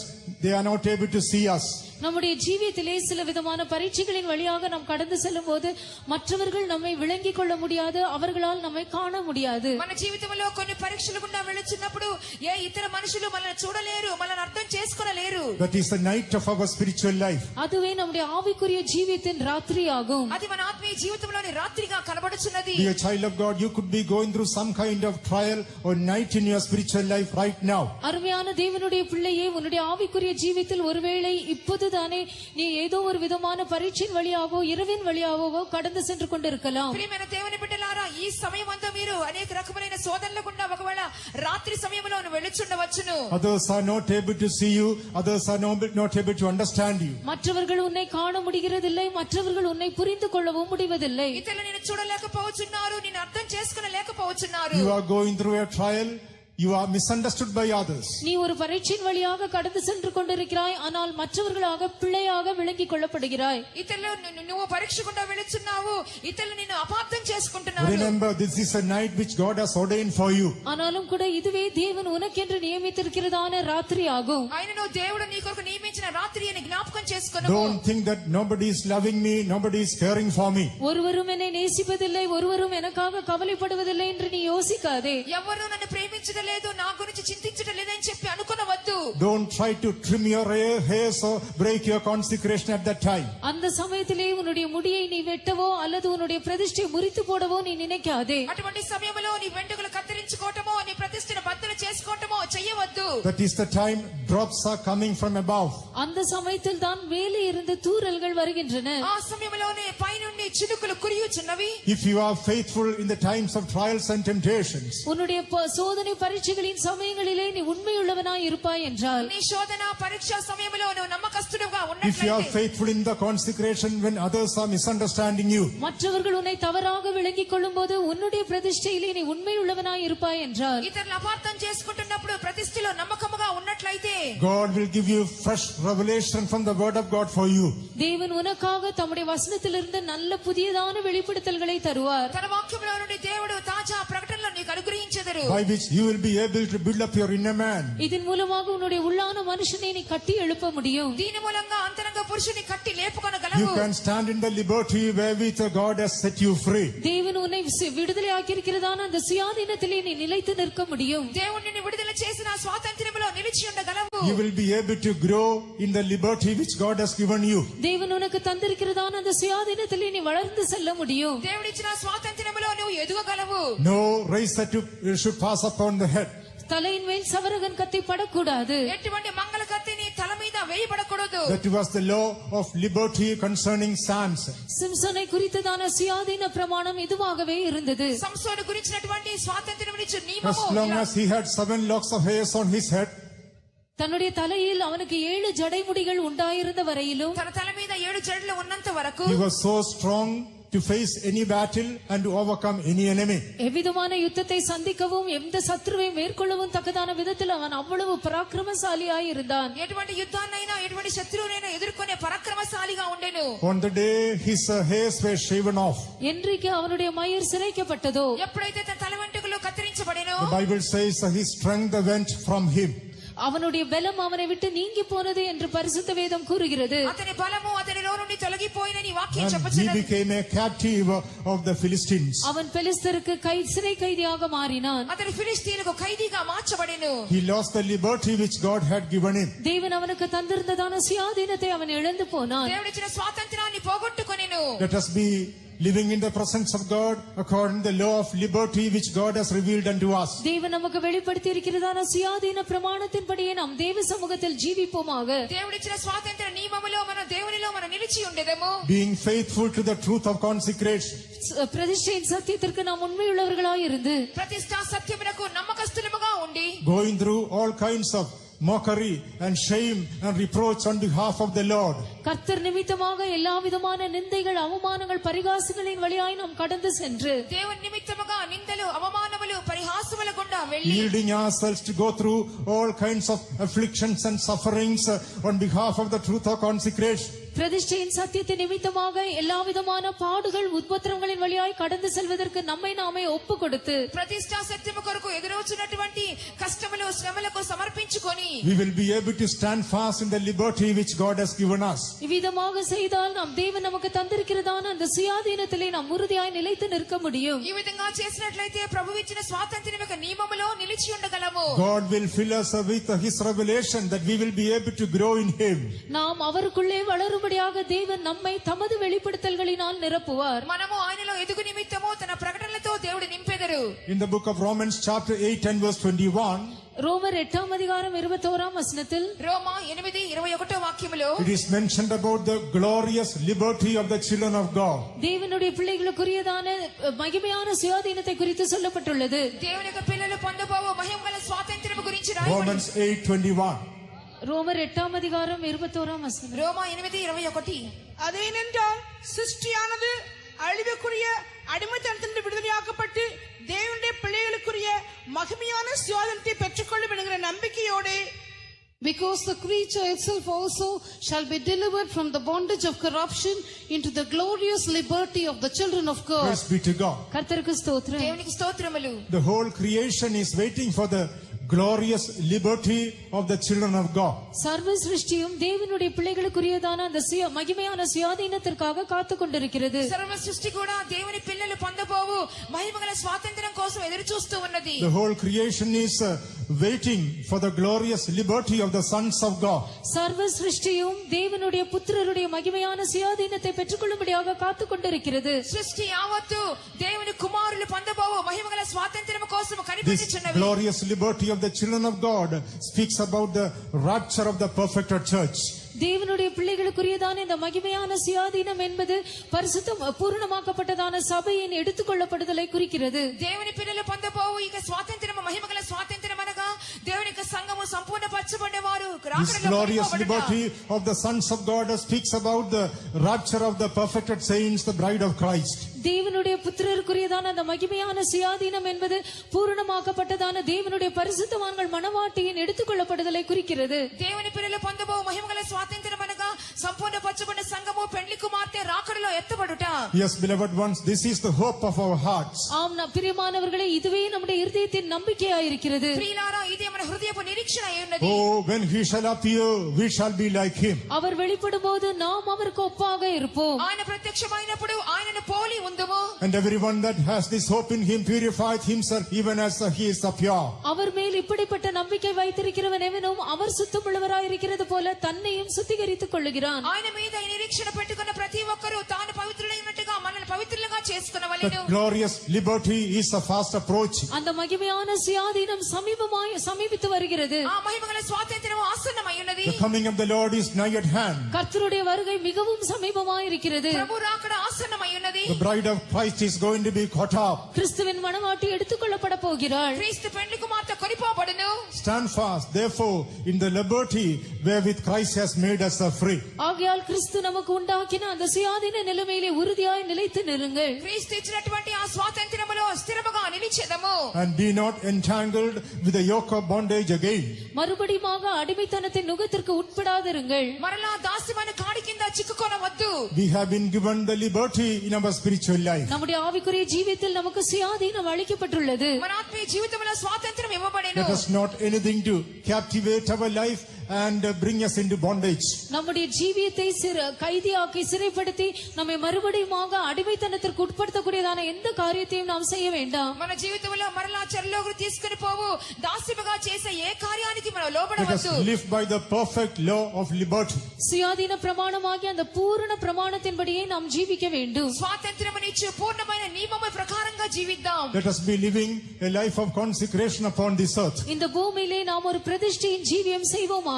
ఈ భూమి మీద ప్రతిష్ఠా జీవితాన్ని చేద్దాం. So that we will be able to reign with our Jesus in his kingdom. இதன் மூலமாக நம்முடைய இயேசுவோடு கூட அவருடைய ராஜ்யத்தில் நாம் ஆளுகை செய்ய முடியும். దీని మూలంగా యేసుతో పాటు ఆయన రాజ్యంలో ఏలుబడి చేయగలము. Only those who are captives to Jesus will be reigning with Jesus in eternity. இயேசுவுக்கு சிறை கைதிகளாய் இருக்கிறவர்கள் மாத்திரம்தான் இயேசுவோடு கூட நித்தியத்திலே ஆளுகை செய்வார்கள். యేసుకు చెర ఖైదీలుగా ఉన్నవారు మాత్రమే నిత్యములో ఆయనతో ఏలుబడి చేయగలరు. If we are going to be captives for anything upon this earth, இந்த பூமியிலே மற்ற எந்த காரியத்திற்காகிலும் நாம் ஒரு சிறை கைதியாக காணப்படுவோம் என்றால் ఈ భూమి మీద ఇతర కార్యములకు చెర ఖైదీలుగా ఉన్నట్లయితే we will not be able to fulfill God's purpose and plan upon this earth. இந்த பூமியிலே நம்மை குறித்த தேவனுடைய நோக்கத்தையும் திட்டத்தையும் நாம் நிறைவேற்றவே முடியாது. ఈ భూమి మీద మన గురించినటువంటి దేవుని ఉద్దేశాన్ని సంకల్పాన్ని నెరవేర్చలేము. And we will not be able to reign with our Jesus in his kingdom. நம்முடைய இயேசுவோடு கூட அவருடைய ராஜ்யத்தில் நாம் ஆளுகை செய்யவும் முடியாது. ఆయన రాజ్యంలో యేసుతో పాటు ఏలుబడి చేయలేము. In these days of camp, we have been taught so many things in our spiritual life. இந்த முகாமின் நாட்களிலே நம்முடைய ஆவிக்குரிய ஜீவியத்தில் எத்தனையோ காரியங்கள் நமக்கு போதிக்கப்பட்டுள்ளன.